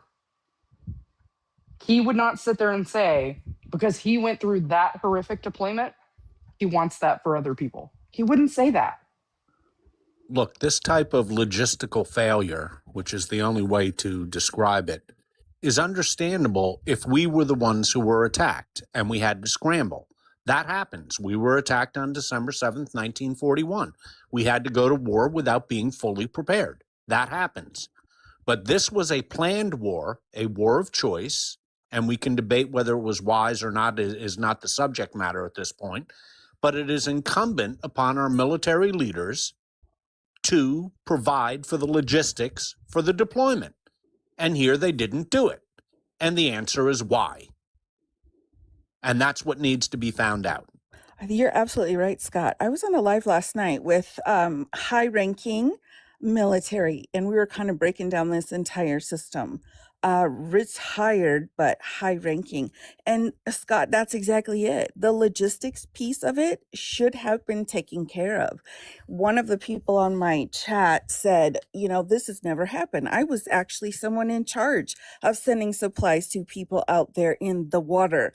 But, you know, this has been handled so poorly and the logistics have been done so terribly that, yeah, I mean, we're in some big trouble here when the military doesn't have a competent leader. Yeah, Di, and we do have a person in chat named Kenneth, I don't know his last name, who was deployed in Desert Storm. The differences between that and what we see now are marked. Everything was he said we had more than we could have possibly needed. And if you remember Desert Storm, we didn't just go off willy-nilly. We planned the war, and then we spent months building up supply chains to take care of our troops and to cover every possible contingency. And then, and only then, did the firing begin. That's the way you fight a war, folks, especially a war of choice, because you control when the war will begin, as opposed to us being attacked, which we were not attacked. So add on to that just for a second too. I'm curious about those that are kind of being really awful about our troops and saying really awful, horrible things. And so my question is, are you in the military or not? And what experience or knowledge do you have of the Vietnam War when our troops came home? Yeah, we were talking about Vietnam vets earlier, that we see how that impacted them and continues to. Why do we want to do this sort of thing to people again? Absolutely. Yeah, and I'm old enough to remember the Vietnam War well. I'm old enough to have known a lot of the vets who came home. And unfortunately, I'm old enough to know some people who didn't come home. And the way they were treated was despicable. And the way we're And- treating our troops now is we don't have their best interests at heart to leave them unprepared for their deployment. And there's already some sentiment in the public that doesn't treat even our GWAT veterans. I'm 39, like even GWAT veterans my age, especially if they went to Iraq, because of feelings about why we were there, should we have been there, and we can have all kinds of discussions about that. But they didn't choose it. They didn't choose to go there. I've seen some of my Iraq veteran friends be treated horrifically because that's where they were deployed. Mm-hmm. Oh, yeah, Desi. I mean, again, is anyone who actually understands the incompetence of the people that have been put in charge, is anyone actually surprised? No, I'm not. I'm angry because it's happening to people, to human beings, to our soldiers, to Americans. But am I surprised? No, this is what happens when you put incompetence in charge.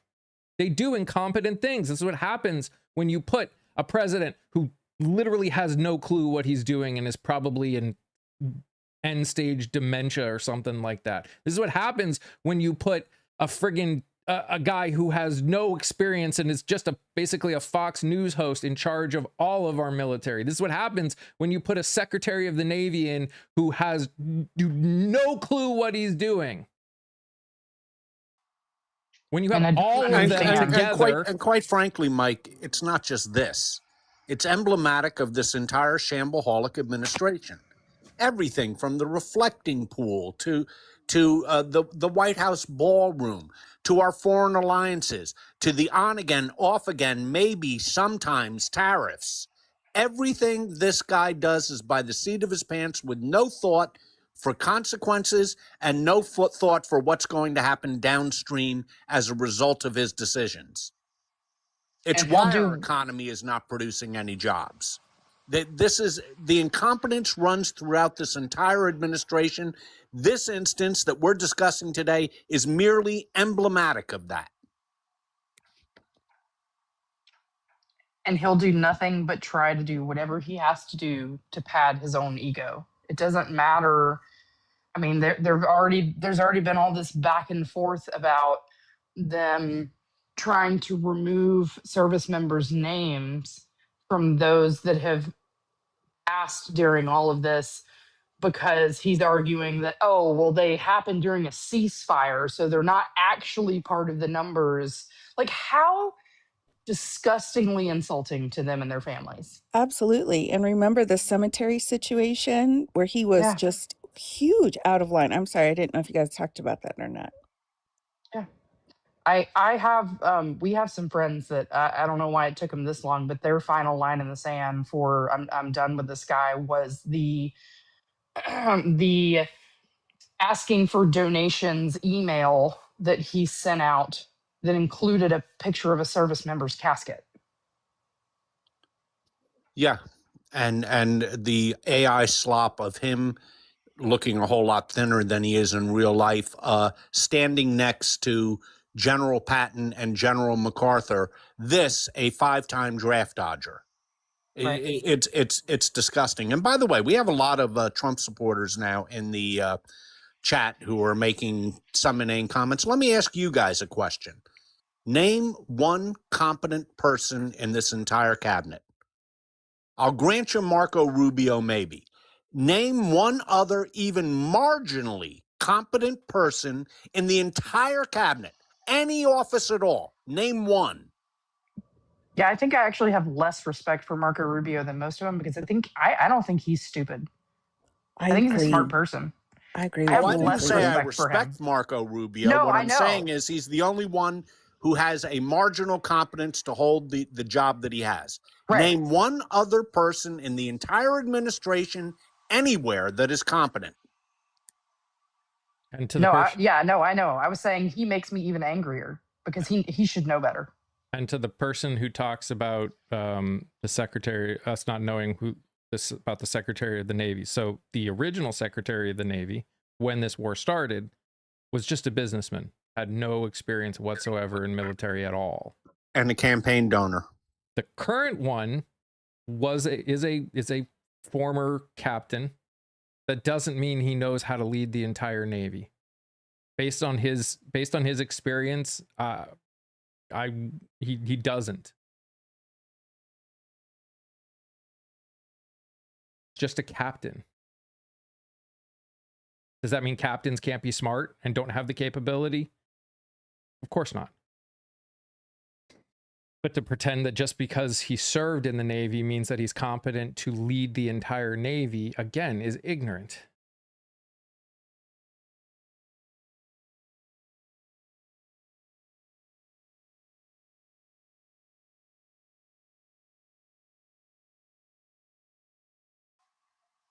Tulsi Gabbard had no intel experience. Zero. No, None. I didn't refute myself. I said that they are incompetent, and they are. They are incompetent. And how do I know?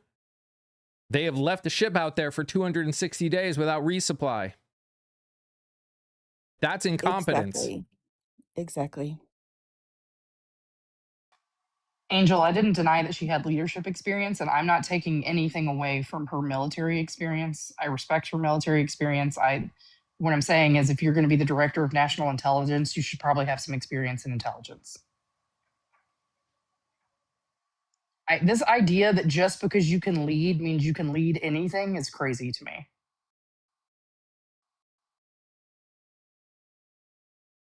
And again, stepping back a little bit, Mike, we talked about this in the beginning of the administration when we looked at everybody, not just at the cabinet level, but the things like the Secretary of the Navy and other. We went through a whole list. This was trouble waiting to happen. When you have incompetent people running your departments, mistakes are going to happen, and in wartime, mistakes cost lives. Mm-hmm. That this was bound to happen. Let's not forget this is the same man who screwed up COVID in his first term. Mm-hmm. So, and then this time he surrounded himself with idiots. That's the only way to describe them. His incompetence with COVID is why he lost in 2020.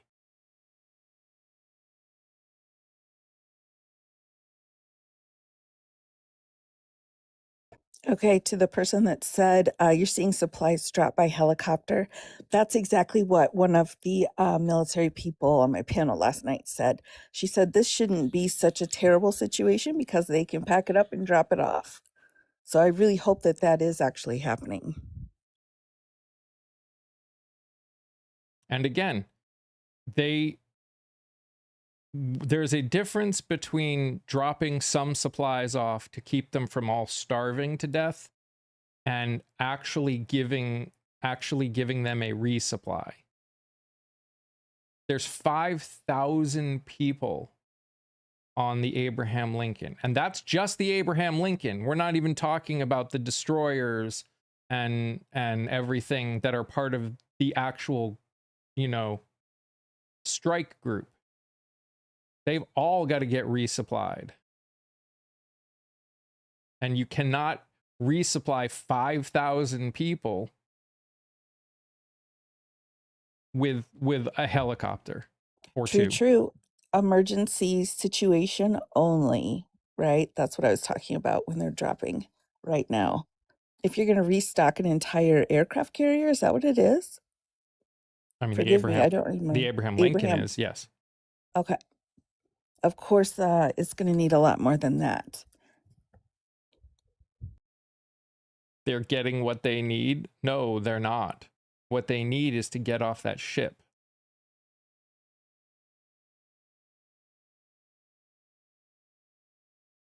Okay, thanks, Miss Ches. So food's okay, mentally falling apart. Well, of course. Of course. Can you even imagine? Going and being in that position for as long as these guys and gals have? Like, I can't even figure out how they're not going crazy. They are military. So what? Them choosing to join our military and serve this country does not give us the right to treat them in inhumane ways. They don't train, Frankie, they don't train to be treated like this. They don't. Like, why is their own country they're fighting for essentially torturing them because of incompetence, right? So, like the country that they're there fighting for.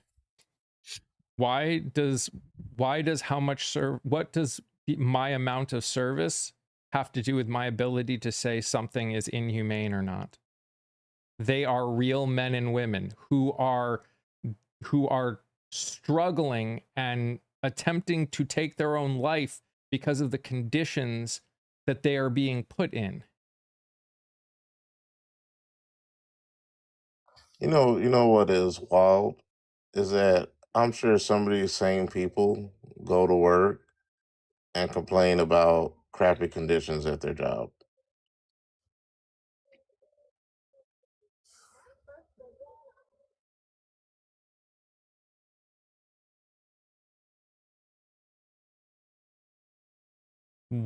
No, it's not just one person.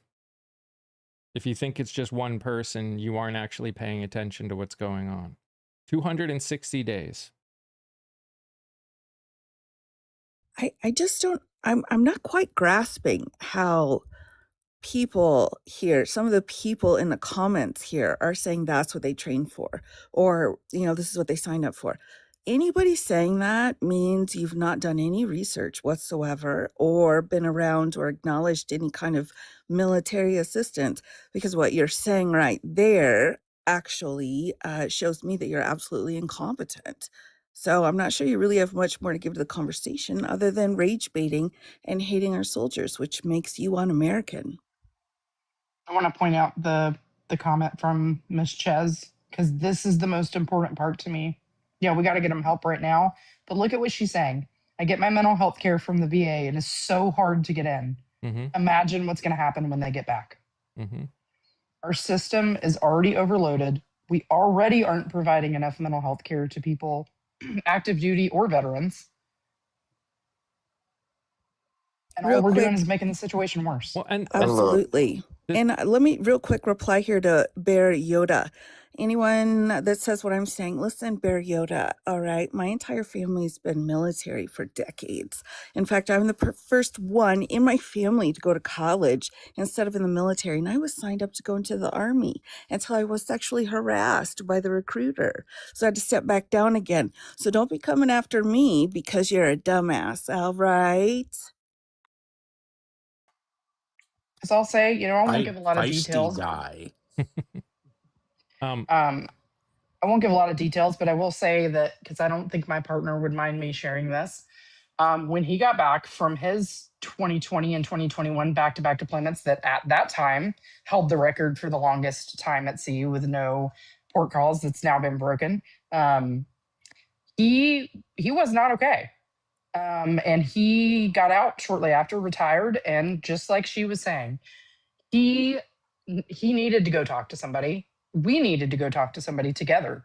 Getting out is hard on couples. We couldn't get in, so I just paid for us to go somewhere through my insurance, because he couldn't get an appointment because he wasn't in an active crisis. What is bias about thinking that 260 days, the longest anyone has ever been on a ship continuously, is too long and is dangerous for 5,000 seamen to experience? That's not bias. That's humanity. What the fuck is wrong with you?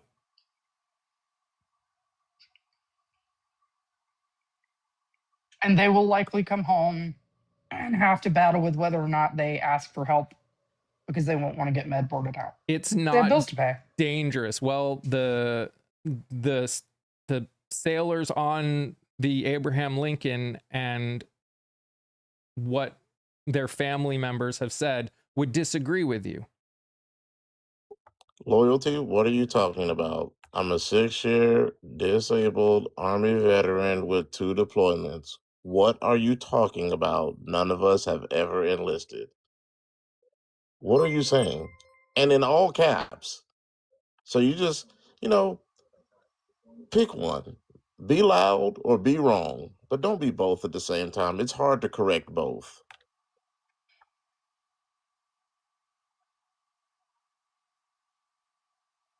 Go to the news with the story. It is in the news. They're talking about it. The families went to the news. That's why we're talking about it. And we're probably not going to learn a lot more until they're back, No. because there's only so much they're really allowed to share. I didn't learn a lot of things until they got back from deployment, and I'm sure there are many, many more things that I'll never know. There's so many Well, cuts going to the VA too. Oh, I was just saying that there's a lot of cuts because of the big beautiful bill. We got a lot of services cut out of the military. Sorry, Scott. That's quite all right, Di. No problem at all. Vintage, we will be finding out an awful lot if the House flips, because when the House flips comes subpoena power, and a lot of these things are going to be answered. I just mean until they're back, and there is some good reasons for not sharing a lot while they're out. This is something that will have to be investigated by Congress. This has been one of the most screwed up wars in American history, if not the most screwed up war, because of the geostrategic implications of this war. We are ceding an economic chokehold to a fifth-rate power like Iran, which is insane. But that's a story for another day, but that is one of the things that Congress will definitely start investigating, because this Congress has done absolutely, categorically nothing, not only with its own war powers authority granted to it under Article 1 of the Constitution, but they haven't checked the Trump administration at all. This is one of many things that are going to have to be investigated so that we don't have a screw up like this again. Again, for anybody in here that acts as though you have to have been on a carrier deployment. There are people, someone on Twitch that just said, as someone who did 10 years in the Navy, this administration cannot be doing this. Like, you act like we're sitting in this bubble and there aren't people in chat that are saying that this isn't okay. This isn't, we aren't in a friggin', I know you like to believe that we're in this biased monolith, but come on. The point is, this is the longest, officially the longest, not deployment, the longest continuous, never sitting at a port deployment for any military ship ever, by a lot. In 260 days, you don't think any carrier group could have come in and replaced the Abraham Lincoln so they could have gone and emptied out their friggin' pipes so they can use the bathroom or fix things that have broken or give some R&R to the people that have been living in this? It's not any of these other wars. They're just sitting there. It's the aircraft carrier. Maybe the other ships are moving around more, but the aircraft carrier is not. It's not like the aircraft carrier is like busting around everywhere. And I'm not up here claiming to have served, but I am up here telling you, my partner doesn't even use TikTok, but I am up here telling you my partner was in the group that had the previous longest time at sea. And I will tell you that the only certificate that doesn't hang on his wall in his office that he was given from his time in the Navy was a certificate showing that, oh, you were part of the deployment that was the longest continuous time at sea. And he was like, this isn't something to celebrate. Very few today could handle storming the shores of Normandy. You want to know who couldn't handle storming the shores of Normandy too? The people that stormed the shores of Normandy. The people that survived storming the shores of Normandy lived with severe issues from that day forward.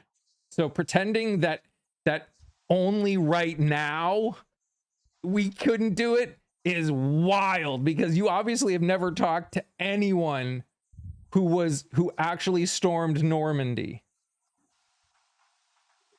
I mean, don't you remember they called it shell shocked? Yeah, Back especially then. after World War One. Yeah, Yeah, shell yeah, shocked. shell shocked. You And they know, just and separated then them from society and put them in homes, so you didn't have to yeah, see it. yep, You know, exactly. I would interject here too, just as another thing, is if you looked at the number of voters when it came to the election, right? The military had some pretty high numbers voting for Trump. Does everyone remember that? Yes, but that's been the case for most of this century. Mm-hmm. Mm-hmm. But I think it also explains like where the dumbasses in the chat are coming from. All the beaches were pretty awful. All of them were pretty awful. Were there some that were more awful? Yeah. But none of them were good. Omaha took the cake, though, of Of course. course. Yikes. Oh yeah, Bonnie said, "Oh, the good old days when we hid our problems." Yeah. Yeah.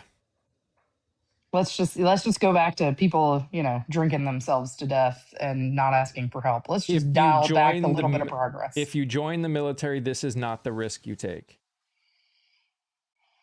This is not the risk you take.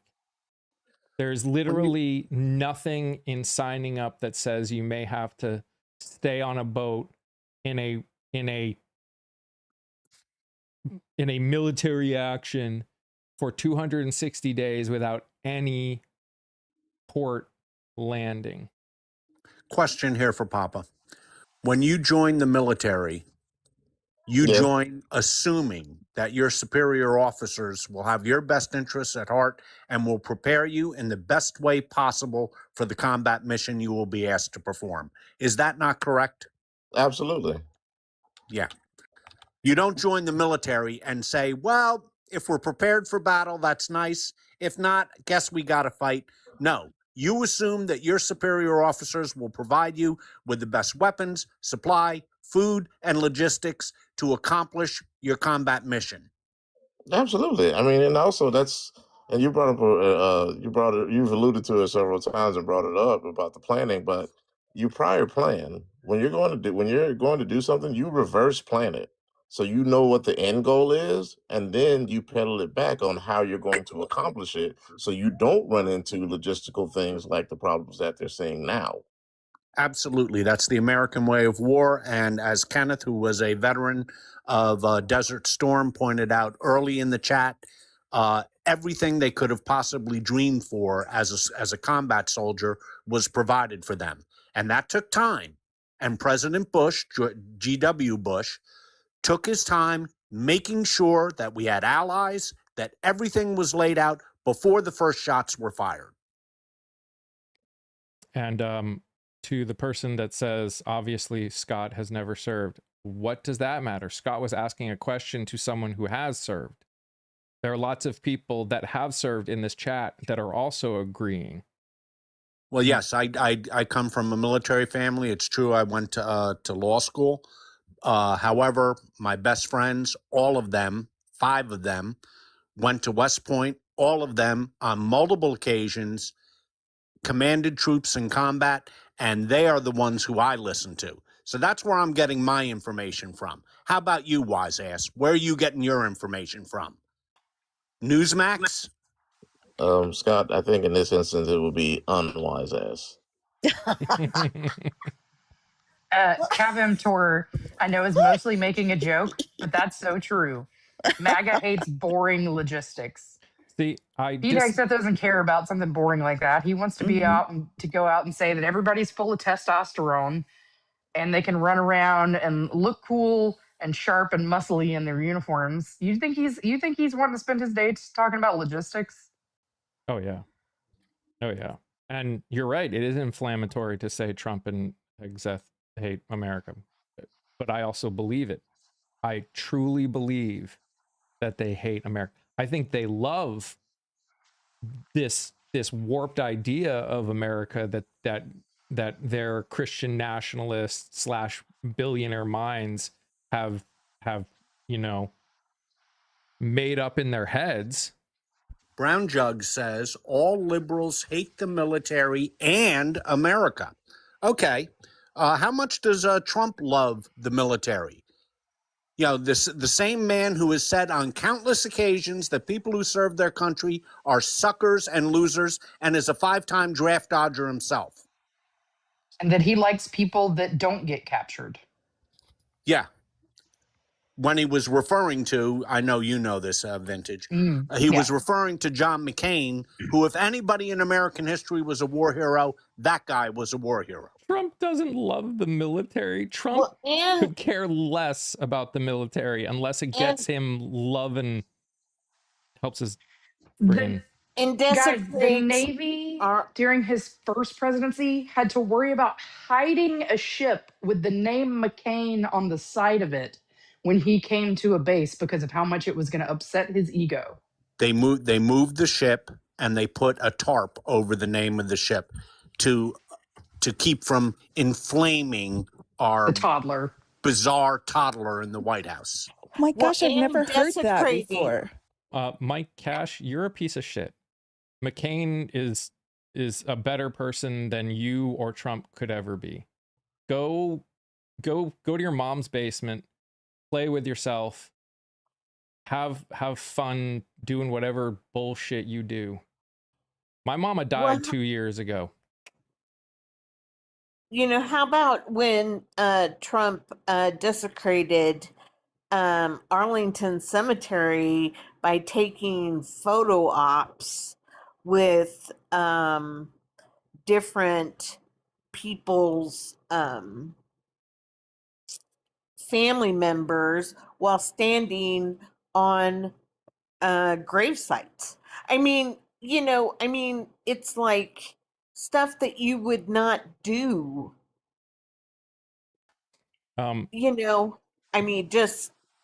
They're Browns forever. There is no deployment ever that has, up until this point, that has been 260 days without a port stop.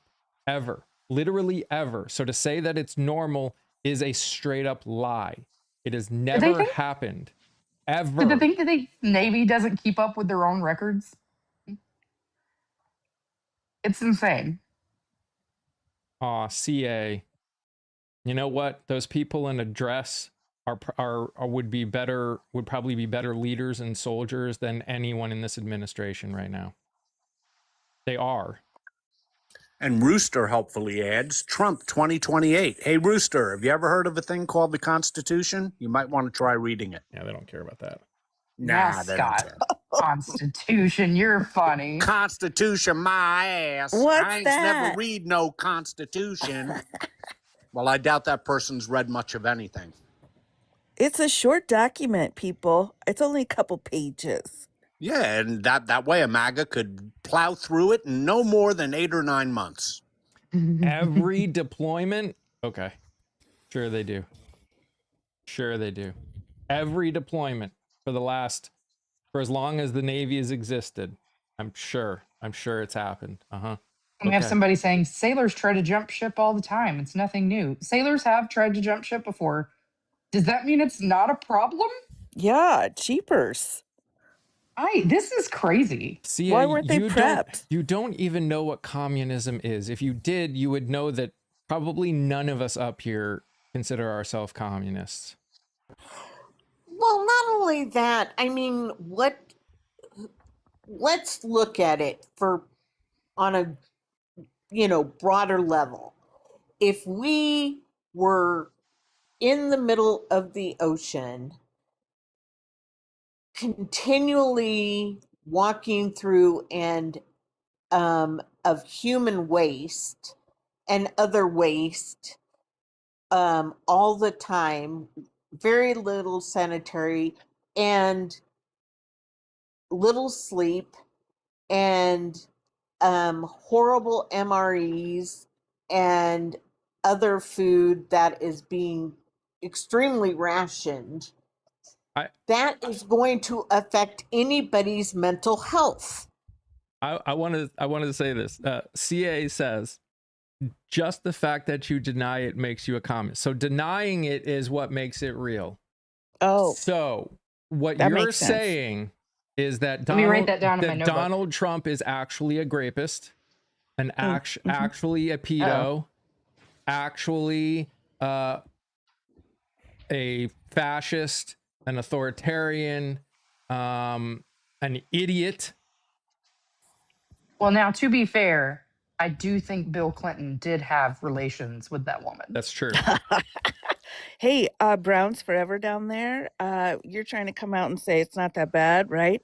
Well, why don't you just give us more detail? Because I'm wondering what's not bad. Have you been in the military before? Have you ever had to use like something other than a toilet in order to take a crap, right? So I'm just curious about that because you're being incredibly offensive. So maybe you could clarify that before I lose my fucking mind and Hulk out on your sorry ass. No, he's just continuing to make one inane, moronic comment after another. Ooh, He's bot. batting 1,000. This is just one of many comments he's made. Thanks, guys. I Scott. love that CA is trying to deflect onto something else as though he did not literally just get owned with his comment. I love it. It's great.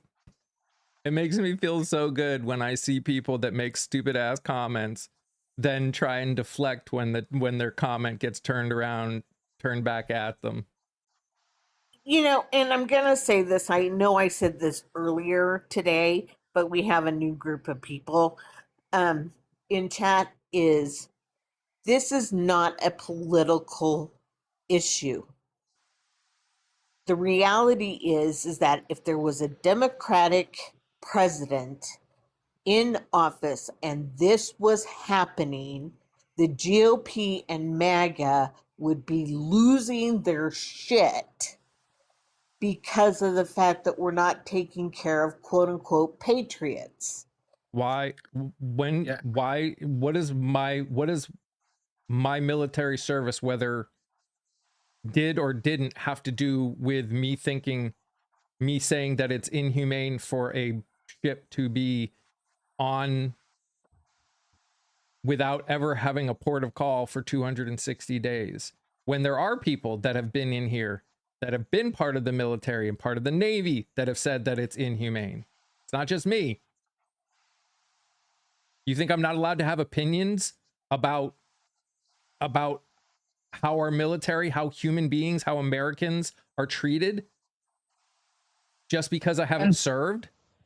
And veterans have been fighting for decades to get conditions to be better so that we can try to plug the hole in losing as many as we do every single day. So we should all want conditions to improve. I don't understand. And we're downplaying the VA. We're, taking money away from the VA and the mental health services that they are receiving. I mean, come on. I mean, I hear perfect storm. That's what I hear. Perfect storm. You're right. Yeah. And again, folks, this is emblematic of the way this administration has operated in so many different areas. This is just another instance of the complete incompetence of this administration. Whether you're talking about ICE, whether you're talking about the fact that we have a $40 trillion national debt, whether you're talking about we're paying $1 trillion a year in interest on that national debt, whether you're talking about the ruining of our European alliances and a war of choice, not a war forced on us, a war of choice that we apparently didn't plan for at all. What evidence of any planning have we seen evinced in this war? None. That's why we've achieved none of our objectives. And as an extra added attraction, Iran now controls the Straits of Hormuz. And let's talk about the additional impact on veterans of that sort of thing exactly. Let's talk about the differential in impact, not that there was not impact on all veterans of all wars that we fought. But let's be honest about the differential in the mental health impact on veterans when they come home and they feel like they were sent somewhere that they shouldn't have been in the first place. Yep. The trauma. So much trauma. Someone said something that I wanted to, or is it?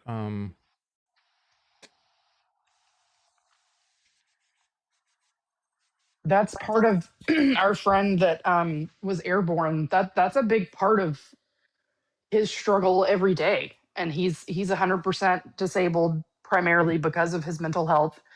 A lot of what he struggles with is he lost nearly everyone he went over there with, either while they were there or since they've come home, and he feels like they never should have been in Iraq in the first place. Oh, so the person that says they, I know we've talked about it a lot, but I just want to say it again. For anyone that says they chose to enlist, part of enlisting is the expectation that the people in charge will treat you as well as humanly possible, will protect you, will feed you, will give you what you need. That's the problem. No one. Well, that's exactly it. And as Papa, who served two terms of service overseas and was wounded in defense of our country, as he said, you count on it as a soldier that your superior officers have done the planning, have provided the logistics, and have prepared for any contingency before they send you into combat. And I would like to point out again that it's a privileged take to act like everyone joins the military for the same reasons. Yep. Some people feel they don't really have another option. Joining the military does not give anybody, the government, whoever, to treat you inhumanely. Does that mean that there are not going to be difficulties? Does that mean there are not going to be times where you have to be pushed harder than you maybe ever have before? Of course not. There are always going to be those situations, but this is not one of them. There is no reason. There is nothing else going on in the world right now that would not have made it possible for anyone to come and replace the USS Abraham Lincoln over the last 260 days. You know, the other thing I was going to bring up too is people say, oh, well, this, oh, well, that. Well, I can't, and forgive me, I don't remember the study, but this always stuck in my brain, was the average age of WW2 vets was 24 years old. And then Vietnam, it was 20 years old. And same for the rest of the conflicts and wars that we've had since then. And they're finding that also is, psychologists and psychiatrists are finding that that's also part of what's going on with some of the mental health issues affecting these particular people, service members that come back, is because of the age that they're dealing with these conflicts.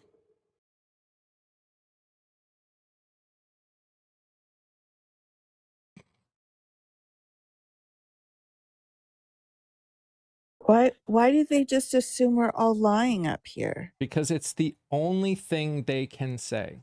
This is what they have been taught. This is the response that they have been taught by this administration and people that think like this administration. Deny, deny, deny, deny, deny, and deny so much that somehow people start believing that it's true.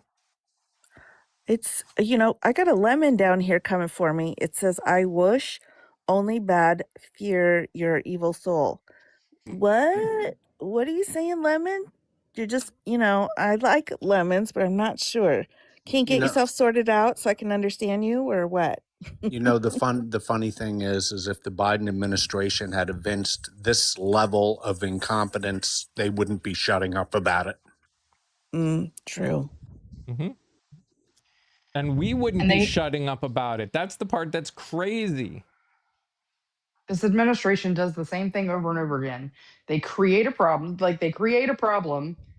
and then either they like to say they did something to fix a problem that they created in the first place, or they deny that it was wrong, deny until the next news cycle comes along and something else replaces it and people move on to the next thing. It's just what he does. Yeah, Yep. I always equate it to, they take the shit show, put it in a dumpster fire, and then wonder why it's not contained, and then go to the next thing. It's like bingo balls in a bingo thing. They're constantly going B6, you know, 048, and then pretty soon after 048 is forgotten, then they come up with B6 again. It's just that's some of the stupid stuff I And think of. and J. Tater. J. Rog adds, helpfully, that's a load of liberal crap. Mm, J. Rog, Mm. is it a load of liberal crap that we don't have the 970 pounds of enriched uranium? Is it a load of liberal crap that they still have their ballistic missiles? Is it a load of liberal crap that we haven't effectuated regime change?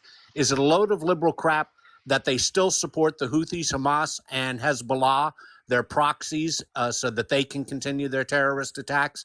Is it a load of liberal crap that Iran now controls the Straits of Hormuz, through which 20% of the world's oil and 20% of the world's natural gas go, including 50% of the world's nitrogen-based fertilizers? Is all that a load of crap? Maybe Ta- he meant the dumpster that was on fire was full of a load of crap. Tater. They have spent 260 continuous days at sea, never going to port. No, they have not gotten a real resupply. They have not been able to fix anything on the boat. They've not been able to empty their stores of literal crap.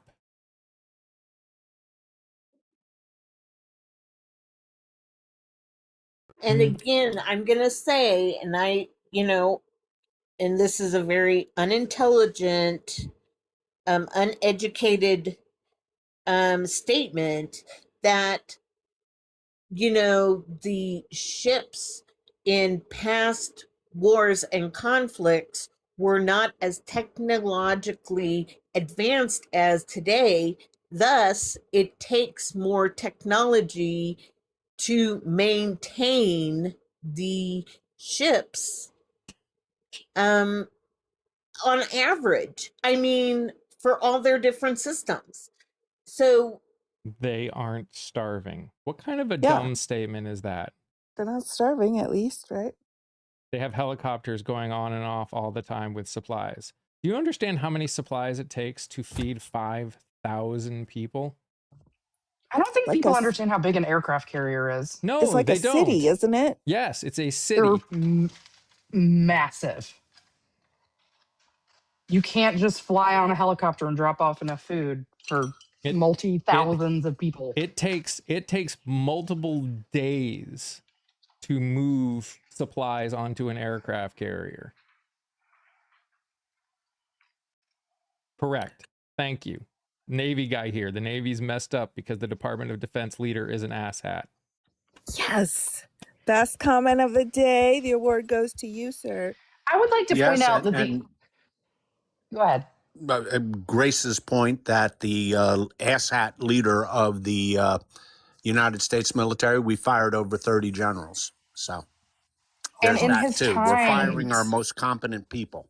in his That's time right. between being in active duty military and being a Fox News commentator, he was fired from leadership of multiple veteran nonprofits specifically because of his mismanagement of employees, logistics, and finances. Like, this was an open book test, guys. We knew who he was. That is absolutely correct. Pete Hegseth has run 2 organizations in his life before, and only 2, before he became Secretary of Defense, one of 140 people, the second of 100 people. And in both instances, he was fired for exactly the reasons you just said: gross incompetence. So I got a great idea. Now let's put him in charge of 3 million people.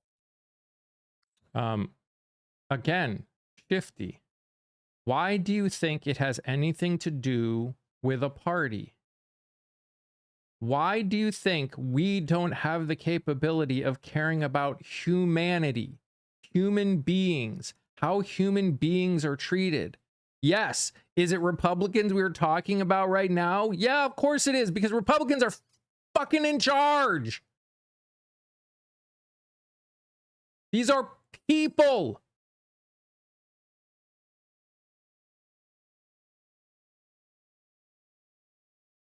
Oh my gosh. Oh my gosh, Elle just said like the unborn. I know. I Dude, am mad at deflect myself for more, not will seeing that you? coming. I didn't hear you, Vintage. Oh no, I said I'm mad at myself that I didn't see that one coming. Oh, Oh, I'm Usually I know. surprised it didn't Usually I happen can earlier. see. But I was thinking other deflections. Usually I can see the particular deflection that's going to come. That wasn't at the top of my list. You know what? Even if I did cry, I think I'd have a good reason to, because people are going to lose their lives because of this. Americans are on those ships are going to lose their lives because incompetent people are in charge. And the fact that you think my potential of crying is anything but warranted is really sad. I mean, I'm not, but the fact that you think that there's a problem with that is sad. These are people. You know who I have watched cry, and probably I'm trying to think the only times I have watched him cry in the 8 years I've been with him. My partner, who's a veteran, when he's gone through his own mental health struggles, or I've had to again sit next to him on a pew in a chapel on base multiple times over the last few years because someone else that he served with lost their life to mental health.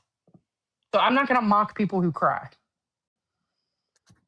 I think it's important, although I myself have no more tears. That happened a couple years ago. I've been looking for them, but I've got nothing. If my child was on that ship, I'd have a heart attack. I can't even imagine what those families are going through. Not just on the Abraham Lincoln, all of the destroyers, the cruisers, all of the ships that are there. I've been sitting up here saying I will not try to say that I know how it feels to serve because I don't, but I do know how it feels to get emails that say that they even missed one resupply. I can't imagine how these guys feel. Kelly I've makes gotten the emails of we got extended and we're not okay. Like I've gotten those, and they weren't this long without this many resupplies. And you feel so helpless. There's nothing you can do for them. Go, Scott. Sorry, I didn't mean to speak over you. I thought you were finished. I apologize. Kelly points out in chat, he asked, what about Congress? Damn good question. Damn good question. Where the hell has Congress been throughout all of this? Not just this particular subject that we're discussing today, the entire war. Where has Congress been? What have they been doing? How have they been upholding their rights and responsibilities that are granted to them under Article 1? This has been a disgrace. Every bit as much of a disgrace as this administration is the fact that Congress has completely abdicated its role, not just in military affairs and everything else too. You're right, Remember Scott. that when you go to the polls, please. And also, I think there's been some talk about and I just saw this like 15 minutes ago. They're trying to get together information. Like they're asking, like, who did this? How is this possible? That's the only thing that's going on right now. And that's only from the left. Yeah, that I've seen Democrats are calling for answers, but Democrats call for answers on a lot of things. Unfortunately, that doesn't mean we're going to get the answers because it's still the majority leaders that get to decide what actually That's comes exactly forward. correct. What Right, and I goes think- forward is controlled by committee chairman. Exactly. And I think the idea of just saying, well, we're looking into it. Yeah, I think we're burned out on it. But I'd have to say that's the only thing that I'm hearing from Congress right now. And I mean, I know, Kelly, I'm not saying that they don't. The problem is it still comes back to they don't care. The people whose responsibility is to do something about it don't care. And I wouldn't expect there to continue to be a lot of communication coming out from the sailors to their families because they're going to put them on communication lockdown. Oh yeah, They're gonna have to. absolutely.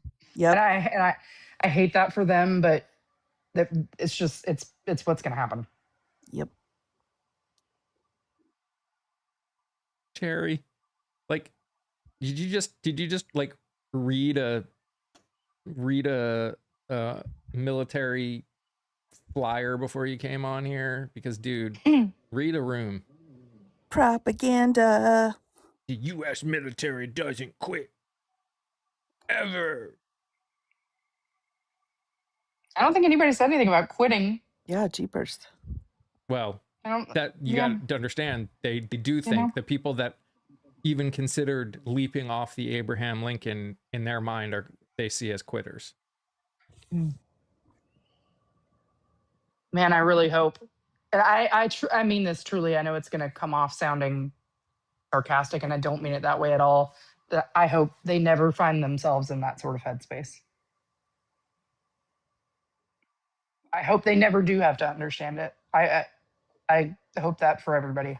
But I've been a nurse for 10 years, and I was an EMT before that. And if you haven't tried to help take care of people in that headspace, or you haven't been in it yourself, My gosh, Grizzly just said, were they liberal? Were they liberal soldiers? I saw that too. Liberal soldiers with Wow. an 8th grade education. Hey, guess what, Grizzly Bear? I'm all out of knuckle sandwiches, but I'll make another one for you, Bubba. I'll bring mayo. Thanks. It's wild. It's all wild. All right. So before I get off, for those of you that don't follow what I do on here, we are all about having these kind of hard conversations, things, and actually pushing to break the status quo. I also interview a lot of people that are running for office. I also interview some amazing people that are just doing things just around the country. Just yesterday, I posted an interview with someone who's in Hollywood and is dealing with AI taking their jobs away. So if you haven't gone over there and watched that video, please do. This young lady and 2 of her friends created an all-woman production studio to try and fight AI and help change Hollywood when it comes to women in Hollywood. So things like that also need support. This is what we need to do. We need to support these people, whether it's what I'm trying to do here, or what people like those young women who are starting the business, and so many other people. Can I make a quick point on that really quick? Sure. So I'm a total vertical short drama fangirl. And so I was like, when I saw who you interviewed, I was like, oh my God, oh my God, oh my God, because I knew who she was. But yes, and we have talked in the past about how AI, because of the unregulations or different things, is hurting different things. But that was like, for people who want to look at something that is important, but maybe not politically minded right now, that was an amazing interview. And of course, I still fangirled all over it. Well, I called a fand old lady over it. Randy, I go live around 9:30 on the Tube and on Twitch, and then around 10 o'clock over here on TikTok, Monday through Friday. But please consider going over and watching the stuff. These people just, they need support. This is how we can support. It's the easiest way for us to support is just watching and sharing and liking and doing all the things. It's so easy, and it's so necessary, because if we want to get past all these debate rage bait things, this is how we do it. This is how it has to happen. There's no other way. Call your representatives. Please call your representatives. Vote. Anyways, guys, thank you for the likes, the shares, the gifts, the follows, all of that stuff. It means more to me than you guys know. Yeah. I'll see you guys tomorrow morning, and it'll just be another day, and we'll see what happens. You guys, thank you for everyone that came up. Di, Shug, Clara, Vintage, Scott. You guys are always welcome. You know that, and it always makes our conversations that much better. Who do I support with this hat? The Outer Banks of North Carolina. That's who I support with this hat. You guys are amazing just the way you are, and I love you all very much. Stay safe, stay healthy. Remember to sing, laugh, dance, smile. Do something that makes you happy. Bye, guys. Bye.